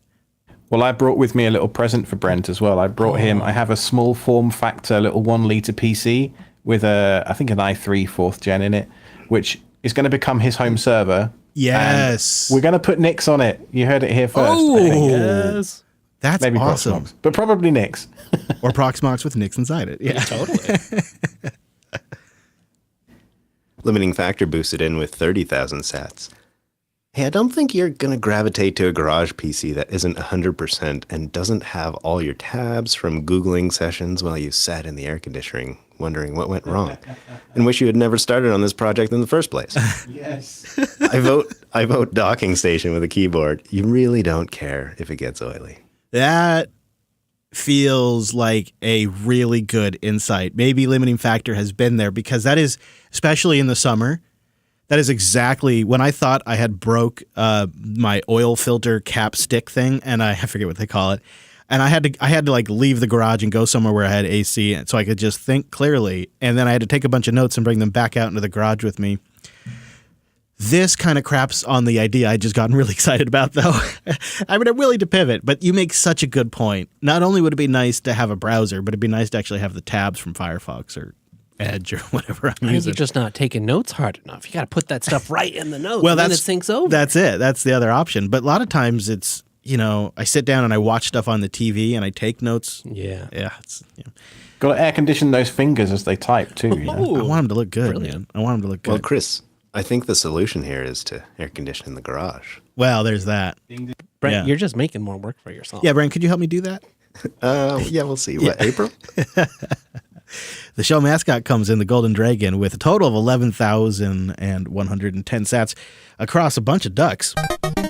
Yeah, I believe at least some of these were some live boosts that we just missed last week. Yeah, he came in live. We will get down to that at some point, But yeah, it's always nice. He says, speaking of data sovereignty, which was our main topic last week, I love to know how I can close up my ports and just exit with Tailscale. I've been using it for about a year after having some issues initially, but it's been great on the second go around. I can't wait for the meetups next month. You know what you might want to look into, Golden Dragon, is the Molvad integration I just talked about. That might just be the easiest click way to do it, my friend. Or you could do a Linode and install Tailscale there, and then you can do it all on the command line. You could just do --help, and it'll give you the commands. And then once you get to the individual commands, there's an additional help stanza you can do, and you can get the individual sub commands and set it up pretty quick. Feel free to reach out to me as well, Alex KTZ on the self-hosted Discord. I'll happily talk to you all day about Tailscale. There you go. There you go.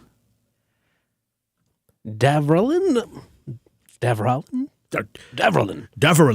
boosts in with 5,000 sats. Not sure if it was mentioned on the show, but you can add funds to Albi directly using MoonPay, and they accept Visa. I'm from Norway and had no problem adding to my wallet. It was even easier than regular BTC without the need for extensive KYC. Yeah, the reason why it is so slick. MoonPay will have different levels of KYC depending on your location and if there's anything sus about you. So it is there, and it's definitely one of the great options. A lot of people I find already have the Cash App or something like that in the States, and that's on the Lightning Network. But outside the States, I think MoonPay is a fantastic option. It can work in the States too, and it's built right in, like you said, built right in. 7,100 sats came in from Jen Holbo? Jenelbo? Yeah, someone will tell me how it's done. Jan Noble? Jan Hobolo. This is the As risk you always, take Chris when you nails boost, it. so- Yeah, I'm sure I nailed It's it. pronounced poutine, people. Oh, gosh. European skepticism around the U.S. security agencies, including the NSA, in my opinion, stems from the quite wide authority given to such agencies without requiring a court order. In Denmark, any wiretapping would require a court order, even in terror-related cases. Authorities may need to act there, and now in some cases, and then ask for the court order in retrospect, with the risk of being denied such authority, and thus lose whatever intelligence is gathered. Oh, and by the way, the boost amount is my postal code. Making me work this episode. So I totally get it and understand. I guess I was still, the point he's responding to is the remark I made that when I watched the Q&A for the Nextcloud sessions from a couple of weeks ago, the audience was very, very preoccupied with privacy issues around the NSA. I am too, but I generally feel like I'm the one guy in the room that cares about it, metaphorically speaking. Then I just saw a room full of people that cared about it, and it was, I feel, a stark contrast between a U.S.-based audience and the questions they would have asked and a European-based audience. And they're dealing with the ramifications of U.S. agencies that are basically running unchecked for anybody who's not a U.S. citizen. Yeah. And I get it. And it looks different if you feel like you have a better trust or relationship with the system in your country. Did we track him down? Yeah, I don't know if I'm going to pronounce it rightly, but Vejle, somewhere in Denmark. We got to get a Deutsch specialist on here. I think so, yeah. Somebody that just sits on a hot mic and helps us with this. But hello, Denmark. Thank you for boosting in. Is it me or is it Brent? Brent just did that one, right? Soltros came in with 5,000 sats. I decided to take the plunge and set up Alpine Linux as a workstation. Fun. Oh, all right. It went pretty well, but I gave up when I couldn't get power management working right. Would love for you guys to try it out sometime. Maybe a distribution based on Muscle? Maybe a distribution based on Muscle rather than glibc. Yeah, that would be fun to try. I mean, obviously, there's a ton of Alpine containers out there, but going full workstation. It does seem like it'd be a fun experiment. There are some folks that blog online and extol the virtues That of is true. going Alpine. Hey, it wouldn't take up much disk space, at least. Yeah. Oppie 1984 boosts in with 4,000 sats. On the topic of the No Nix challenge, saying something nice about a different Linux distro is easy. I say the challenge punishment, I should be having to say something good about Windows.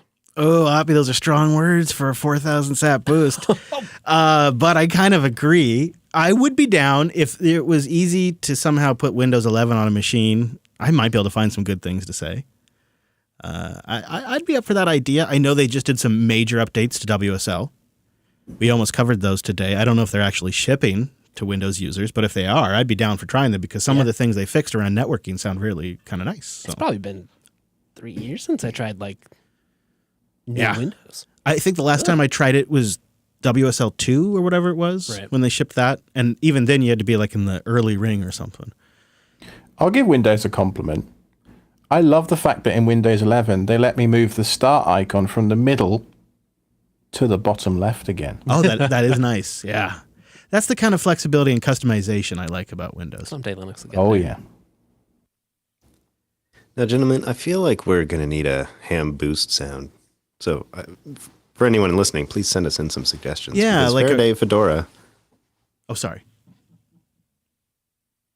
I mean, if you Maybe got something a funny like a- sound to play. No, I A don't. radio No. sound or No, I just wanted you to expand on it. But go ahead. Keep going. I didn't mean to interrupt.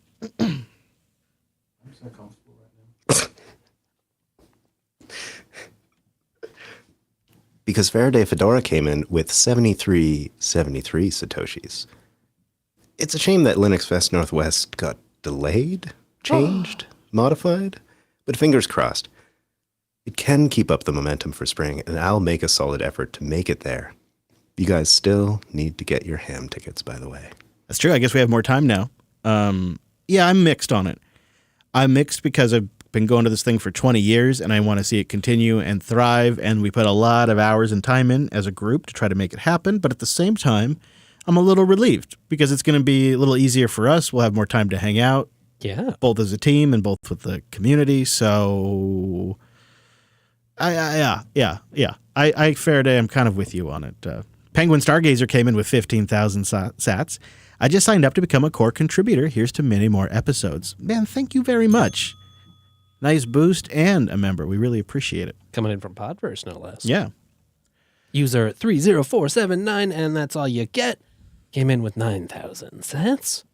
With simply, love the show. The idiot you yell also was doing a +1 for a deck review. He sent us a row of ducks. And you, sir, you got it. And then we had a question and follow-up. We had a question last week and a follow-up this week. Goose comes in with 5,000 sats. This will be our last boost for time this week. And he says, follow-up from a boost from last week. Turning on the exploit compatibility mode in Graphene OS fixed the issues I was having. I think you recall he had the Starbucks app or something was crashing. Mm-hmm. It's always nice when that works. Yeah. Right? Yeah, that is generally the fix. And all you're doing is essentially restoring it to the standard Android security model for memory protection. So, that's not so bad. It's just nice, too, to have that background of it continues to work well. It's realistic. You can use the apps that you need to use one way or another. We also got a note in from a listener who said, another thing you can do, just use their progressive web app. Just don't use the app. He says the PWA is pretty good. So thank you, everybody who boosted in. We're going to stop there for time this week, but we really, really appreciate it. We had 23 folks boosted in this week, and we stacked 571,681 sats. That is fantastic. Really appreciate the support, especially after the week I had with the conversations of sponsors I had. To see that little number come in when we were doing our prep, it really made me feel good. And it is a motivational thing too. There is an element to it, and the interaction is fantastic. We end up talking about things we never expected to talk about. It's really kind of a chance for us to have an improv moment in the show, more so than normal. And it feels like a conversation with the audience every week. It's async, but it's a real connection. It's a real connection. And if you'd like to participate, you can get a new podcast app at podcastapps.com. Fountain, Cast-O-Matic's really popular. Podverse is great. It's GPL. Those are all over there. Or if you want to keep your dang app because you love it, just get Alby, getalby.com. Top it off directly with MoonPay or something on the Lightning Network, because it's all just an open network like the Cash App or whatever. And then you head on over to the Podcast Index, you find Unplugged, and you boost from their website. And just keep your app. We'll have that all linked in the notes, too, to make it real easy for you. And, of course, you can do it the traditional way with your Fiat card, your Fiat Fun coupon card at unpluggedcore.com or jupiter.party, and you get a few perks for that as well. And a shout-out to all of our SAT streamers out there who are just turning on that stream and supporting us as they listen. We see you, and it's pretty fun to watch that stuff trickle in. Y'all are just the darn best. And when the ad market is really freezing over, I look at that and think, we're going to be all right. Now, Jeff said it right. Like, there's a lot of options when it comes to these emulators that just take over the whole deck.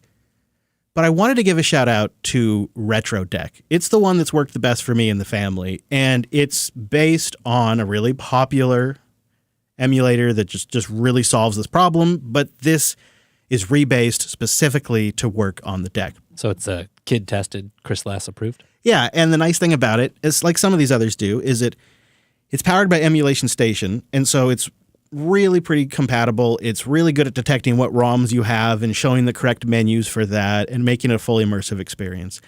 It's still early days, but I've been using it since it was pretty much released on the Steam Deck, and I give it the old thumbs up if you like this style of arcade Emulation Station, where it really gives you some of the knobs you want to tweak. It makes it really simple for anybody who's non-technical to launch a game. And then this machine is so great at these emulated games. Right. Yeah, of course. And you can find guides where you can run, say, like Breath of the Wild, the Switch game. You can run it better on the deck than it runs on the Switch. Okay. Yeah. And it's just fantastic. You know what? Nintendo's gotten plenty of my money, but it'd be great to be able to play that game when I want on the device I want. And being able to load things on there to do that is a really powerful thing. And RetroArch is fantastic. Emulation Station is fantastic. And Retro Deck kind of brings it all together and is a flat pack that is designed to be installed on the Steam Deck. So we'll put a link to that in the notes. I think you'll like it. It's a great device. I don't know if I sold you on one, Wes, because you're not a big gamer. But every now and then you get hooked on something. Yeah, and I mean, having it ready to go. Now, I haven't fiddled with it. The little bits of convergence stuff Alex is talking about, there's a lot to like there, and it's really not a bad price point. Mm-hmm. Yeah. And if nothing else, you could look at the hardware in that, and you could buy an equivalent for a pretty good price in a laptop.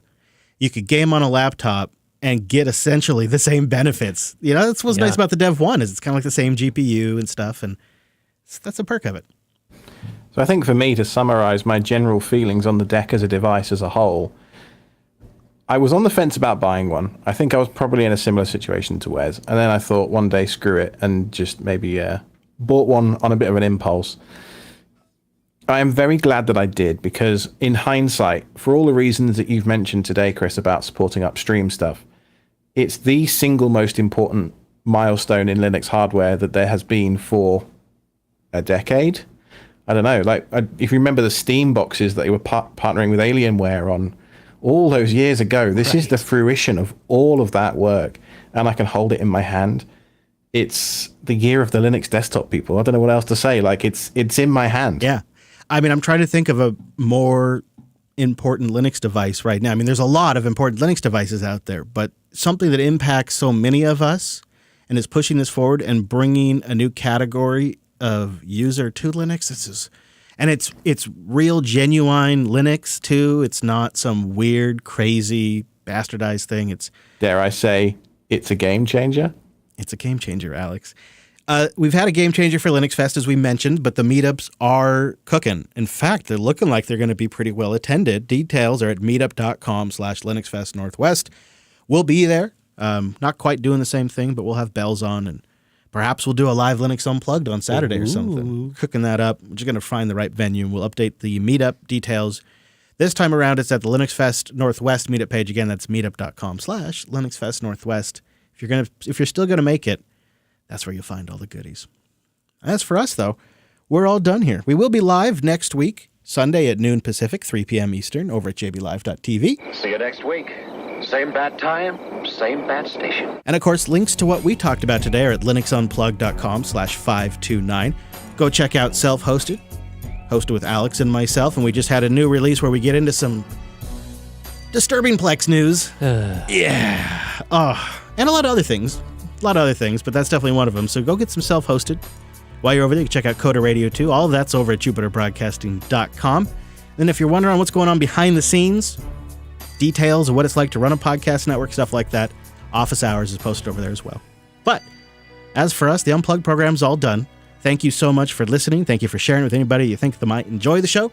And we'll see you right back here next Sunday. Hey.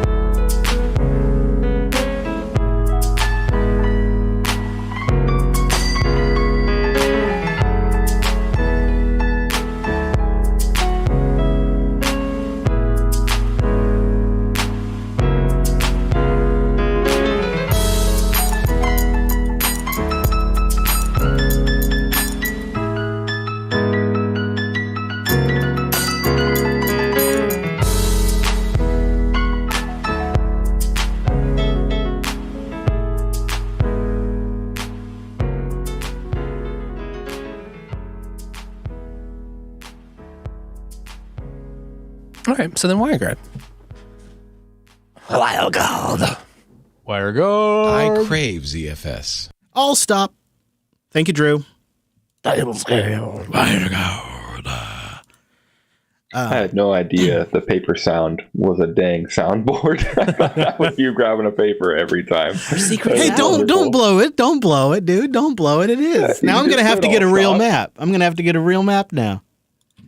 That's my secret's out. Yeah, isn't it great, though? I love it. I love the map's my favorite one, actually.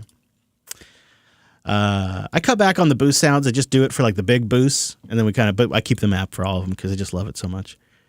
All right, I'm going to render out.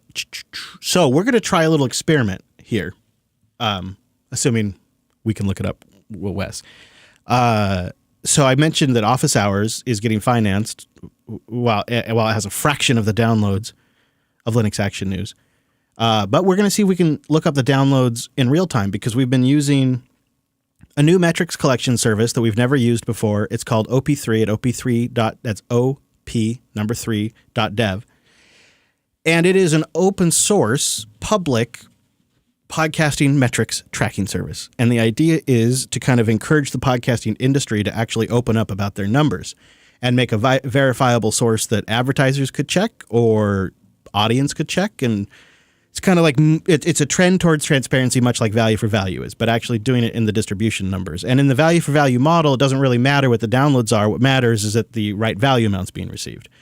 And I think Office Hours is the living example of this. So we're going to see now that we've been putting our metrics into there. We're going to see if we can pull it out and get the real numbers of Office Hours because they're not impressive. They're not. I mean, it doesn't make any financial sense in a traditional sponsor-funded model. But because of the Jupiter party and because of the boost, we make it happen. And so I just thought it'd be interesting. If we can get those numbers, we've been feeding it, but we haven't. All right, so I think, do we need the feed to start with? How do I find that on Podcast Index? It's always so hard to... if you search for Office Hours 2.0, it'll show up. 2.0. Because it's the worst. It's the worst name in podcasting. There we go. But it didn't come up with Jupiter Broadcasting. Office Hours is too many. I was like, I know there's a trick I've done before. It's the worst name in podcasting, but for whatever weird reason, everywhere I've looked, when you add 2.0, it always comes up. Office Hours 2.0, and it comes up. It's the funniest thing. Turns out a lot of people use Office Hours. Okay, here we go. Did you find it already? 366 downloads in the last 7 days. Okay. 3,990 in the last 30 days. Okay. 3.6K in August. Okay. 3K unique audience in August. There you go. And yet, we can pay JB, Brent, myself, and Drew, and the services like IPFS podcasting and Sovereign Feeds for Office Hours, which got 3,000 downloads. But if LAN got those downloads, the show would be collapsed. It'd be a catastrophe. It would be it would be the biggest dramatic failure in JB's history. That's the difference. And I mean, it means like so many shows that we did in the past that we ended up killing because they weren't sponsor viable. If there's an audience that's interested in that can do value for value. This is what we're experimenting with Office Hours. We'll see. This is neat. There's top countries. U.S. is top. Canada's next, though. It's got top Canadian regions. Nice. And Quebec is by far in the lead. Oh, good fishing up there in Quebec. So I just asked, when is SciBite coming back? Ding, ding, ding, ding, ding, ding, ding. I know. God, I love SciBite. I used to do that for my home office. In Quebec, that's why. Yeah, is that what it is? Keywords, you know. Fountain's the top app, followed by Pocket Cast, then Antenna Pod, and then Podverse. Fountain is the top app. Down by much, 22% versus Pocket Cast at 19, Antenna Pod at 16. Top device is Android at 44. Wow. iPhone at 23. That is a unique audience. Yeah, definitely. How does it look? Can you flip it around? Are the stats, do they look good? Yeah, here, I can send you the URL if you want. Yeah, I'll show it up on stream. I think it's like 3,000 real true fans, you know. Yeah, well, and you know, if we produce the show more regularly, that number would tick up a bit, but it wouldn't tick up maybe beyond 5. And this was something you could just opt into by adding their prefix, right? Like if you're just a podcaster getting started or whatever, and you don't want to find your own analytics. And it's remarkable that it's amazing. It just really blows my mind doing this for 18 years that a show that got 3,000 downloads in August can be producible. It just, like, Brent, how many conversations did we have around how the hell do we make Brunch with Brent a viable show? How can we pay for brunch? How do we pay for brunch? How do we figure this out? Like 2 years worth? Yeah. It's just crazy to me. It just blows my mind. I mean, it feels like maybe we have an opportunity there to, you know, try something new. Got to give me that logo. Dude, is that the only thing? I think, right? We've seen a logo now. We'll just have. I'll get you covered on that. Give me some ideas. Or you know what? Maybe we just take some great photos of Brent, throw them into like Stable Diffusion, and see what it comes up with. There we go. You know. Ooh, bring it. No, I'm not agreeing to that. Brent gorging himself. New logo each episode. Yeah, that's what I'm doing for Office Hours. Actually, not only a new album art for every Office Hours, but new album art for every chapter. So I'm generating sometimes hundreds of images to get the right ones. It's crazy. Putting those machines to work, but it's great. The chapters also are all AI generated on Office Hours. So if you open up and you look at the chapters for Office Hours, it's all from Whisper to ChatGPT, and then through Alphonics like script that converts it to a JSON file. That's great. Yeah. And then I just go in there and tweak a few spelling things and it's all done. It's pretty cool. I can attest that Antenna Pod actually changed the album art based on the chapter as well from that last test on Office Hours. It's cool, isn't it? Great. Yeah, it's neat. Yeah, it's just like oh, that's a neat thing. And it's like, I wouldn't necessarily do it with every show, but because Office Hours is bounty based, so it's not weekly, or it's like you can take the time. So I just do it. We got to pick our title and then we're out of here, boys. Are we ready for the votes? We ready, guys? I think we may be. All right, chat room. This is your last moment. We're calling upon you. You must now vote.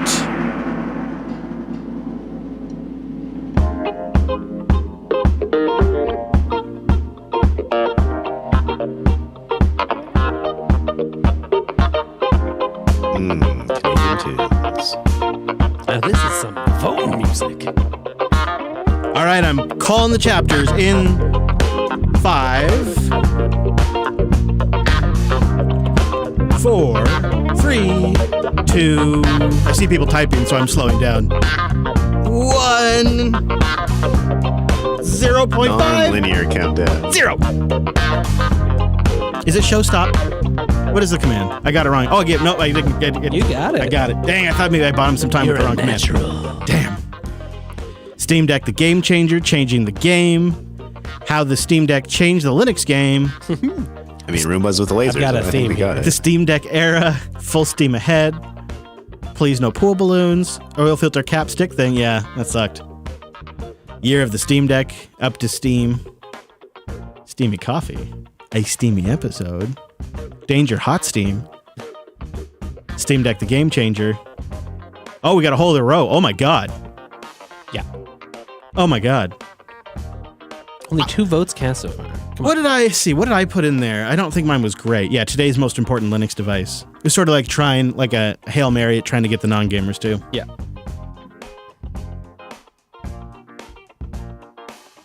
There's going to be a percentage of people who listen who are not gamers, right? Because they're Linux users who've been around since before you could game on Linux. Yeah. Look, I got servers to admin. I don't have time for gaming, Chris. Yeah. Although you could SSH into the deck if you wanted to. I mean, does that make it better? Yeah. You can SSH into your server from your deck. Yeah. Another typing tip, try using the touchpads. I've found... Oh, you have to, but it still sucks. It still sucks. Yeah. I don't mean Yeah, because the issue, Jeff, touchpads. is the keyboard takes up like 2/3 of the screen. So you've got your terminal window. Yes. It's like It's the worst with the terminal. it's like your eyebrows. That's literally all you can see is your eyebrows. Yeah. And you're trying to type in that little area. You know? You snap the terminal to the upper half of the screen and stop your bitching. I just don't. It's tiny. Then it's tiny. For sure. No, I know. It's definitely been a pain, but yeah, using the touchpads kind of helped me. It feels like typing on a touch screen. Yeah, it's better. It's a lot smoother. I still don't like it, and I don't like that. Like they try to like jump back when I try to cross over the middle point, and I just. Yeah, the new SteamOS 3.5 beta is out. If you're on the beta channel or whatever, and quite a performance increase, especially with SMT bound things like the Switch emulator. So, okay. Even a couple newer games like Armored Core 6, I get a bit of a jump on that, and Control as well. A couple harder to run games, they run a little bit better. I think I'm on the beta. How's the stability of the beta versus stable? Because I just checked. I'm on 3.4. I have no issues. I don't know. I've never even had I take it back. I've had one crash, and that was before I switched to the latest release or beta channel, whatever they call it. I probably run into more problems playing around with Proton Experimental than anything else. Yeah. What do we think of changing the game? Kind of like it's a play on game changer, which is said in the show. It's got 3 boats. We also have just game changer. So we have changing the game and game changer. Have we ever done those? Should maybe look. I do kind of like changing the game. Notes. It's a little different than game changer. Jupiter It's Broadcasting. just game changed. The blame game, we've done that on Coder. Okay. Yeah. I mean, I definitely know we've never used Roombas with lasers. We've used it in a description. That feels like a good self-hosted title, though. What surprised us, what we got wrong, right, and the biggest game changers have been in 2019 so far. Yeah, we've used it in the description for sure. It's such a but that's common... I quite liked the changing the game. Changing the game? Rather than game changer. Agree. Okay. Well then... I concur. We have ourselves a winner. Concurrence concurred. Nice job, D. You are the winner. Thank you, gentlemen.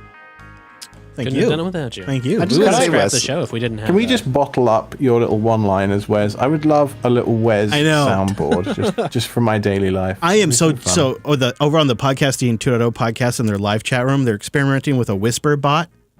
And so somebody does bang ISO, and the whisper bot goes back and gets like the last 10 seconds and clips it, and then puts the clip link in the chat room.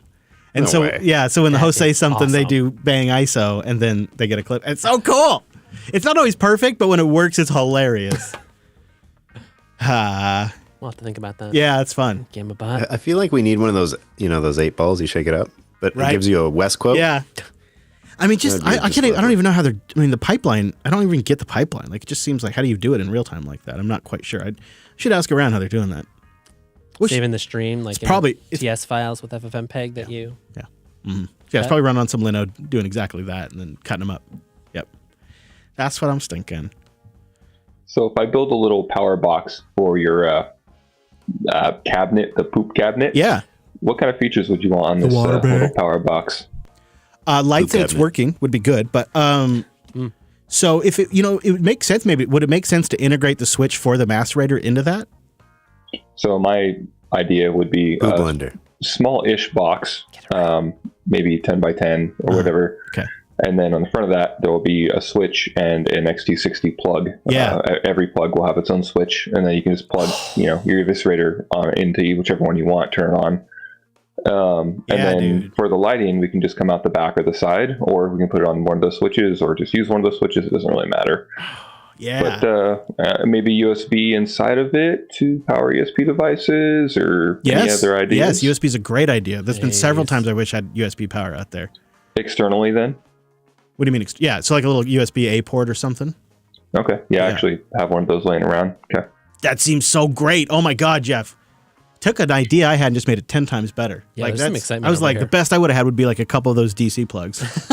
Well, come up with any other features. And of course, I'm sure your mind goes to automation, which is possible, but it'd be a lot more work. But I'll think about that. Well, if we have the power, then it's just like a matter of like, for automation, say like an LED light strip in there was on a ESP with a relay, then I would just trigger it through Home Assistant with a motion sensor or something. That just seems really complicated for a water bay. A little overdone, Because imagine that the second it fails. Yeah, but the second it fails and disconnects or whatever reason, now you don't have light when you absolutely need it, right? Where the switch is just going to work every time. But he gets content. So what you're for the next saying show. is we should Sounds so disappointed. we should build a manual override button in where I could just push it and it turns the light on regardless of Home Assistant. Although, honestly, that's how I want to wire the your water pump switch. Yeah, if Home Assistant's down, I'm probably not dumping tanks. I'm probably there will be probably a point in time where the button to run the macerator is run through Home Assistant. Oh shit! I mean, it's everything. Literally, it's going to operate. I mean, one day it'll operate my slides. It's going to operate my my awning. So it's critical equipment. I should probably have another Odroid ready to go. you're gonna just get sort of a printout in the morning from Home Assistant of what you're doing that day On my dot matrix. that you have to, Yeah. it's in charge. No, I do follow what just you're need- saying though. Manual override. We just would be need to good. wait for Home Assistant to release another product based on a different primary color. And then you'll be all good. What I need is to build a lot of dependency on them and then have them take the project in a direction that I fundamentally disagree with and then struggle to replace it with like Node-RED or something for the next 2 years. That's what I need. You need to stop putting Chris, that just fork evil it. into the air. I know. You're right. Put the winner in the split. Yeah, that's a good idea, Tim. The winner for the title gets like a little split. We don't have per episode split set up yet, but we will in the future. That's a fun idea. The other thing too, I'd like a feedback, feedback or somebody that get one of the boosters, pick one of the boosters. Like, there's a lot of ways I think we could play with that. Yeah, Could be fun. All right. Well, have we done our job? We got our title. We got everything. we do. Yeah. All right. Jeff, thanks for the extra lift today. Oh yeah, it's fun. Thank you, everybody in the mumble room. Nice to have you all here. Oh, the quiet listening kind of filled out while we were going too. Little Sunday family. Yeah. Hello, Dragon. Nice to see you in there. Hey, yeah, thanks. Hey. Hey, before we go, Tim did also ask how you guys feel about the real-time boosts. I don't know if you guys had caught that previously. Real-time boost. Well, we love them. We just got to get better about watching for them. I used to have the board up so I'd hear when they come in, but it scared me. It'd startle me sometimes. So I decided maybe I'd turn it off. But but I do like it. I guess how would we? I guess the way we could catch those is if we were to update maybe right before the segment. Too. You need a dedicated note-taking machine that you could just put in the studio. Yeah. This is our boost machine. Actually, we need a boost dashboard in the studio because Logic came in with 529 sats and said the show's lit, and he also sent us a pew pew. And couldn't you just bring it into OBS like all the fancy game streamers do? Oh yeah, I mean I could throw a helipad up. Whoa, he has it just on a button. Look at him. I could throw a helipad Fancy. up there, right there. Boom, boom. Yeah, that's true. Yeah. That was his whole last little spiel, right? Everything on a button. The thing about the boost too is we're still tweaking how we do it because relative to the show, it's still new. That is true. So we just added a shout out to the SAT streamers because we've been meaning to do that. So.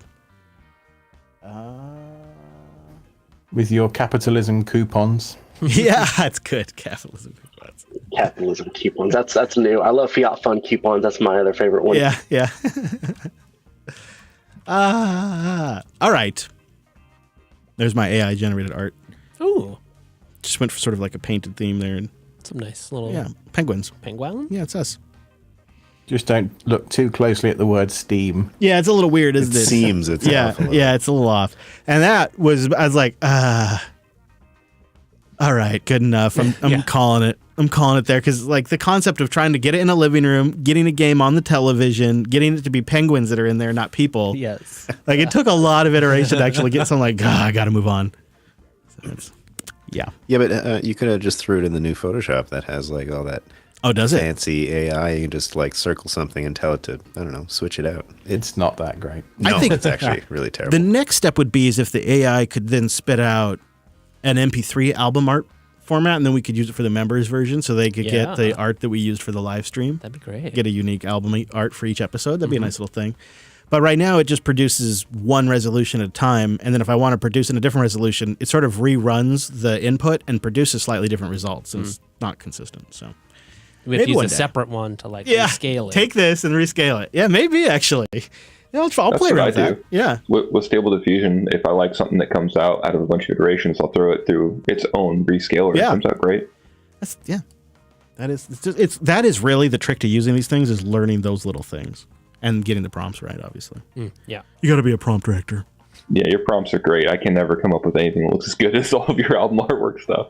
It's iteration. You iterate and iterate. I look at it and go, oh, I see what it was going for. I probably misled it with this, change it to this, and slow conversation. All right, Mobile Room, thank you. Goodbye, you guys. Have a great rest of your day. Take the rest of the day off. You have our permission. In fact, if you want to take tomorrow off, just have them call me. I'll clear it. You have my permission to do that, too. You did a lot of work here today, so thank you, guys. You do then have to listen to the Coda Radio live stream. Yeah. That's part of the deal. Yeah. But seems like a fair trade. It does. Yeah. I'll give you a permission. What if I'm just on the road and I'm still listening to the Coder Live? See, well, then you don't Exception. You don't need our help. You're already living life the right way. You don't need it. You got it. You got it covered. Good on you. That's success. All right. Goodbye, you guys. Have a great rest of your day. Thank you all. Good to chat with you. Bye. See you. Bye-bye. Bye, guys. And of course, thank you everybody watching live, anybody that's watching the playback, and especially a big thank you to our members. We really appreciate you. And we're going to wrap it up there, I guess. Yeah? I think so. Okay. Thank you, everybody. We'll see you next time on the Unplugged program. As you know, we'll be back next Sunday with another fresh pod for you. Right back here. Yeah. What'd I say? Just making sure. Oh, I mean, is it not somewhere else? Not like a different bad channel or something? No, the same one. Okay. Yeah, same one. Thought we should be clear. Thank you, members.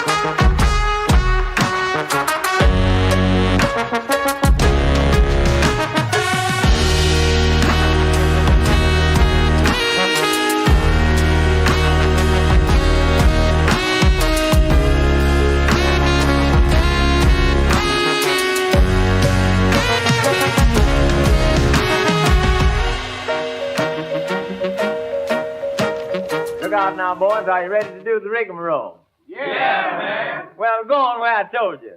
Do like I told you. Because everything is home cooking. Look out now. Here we go. Watch it. 1, 2, 3, 4.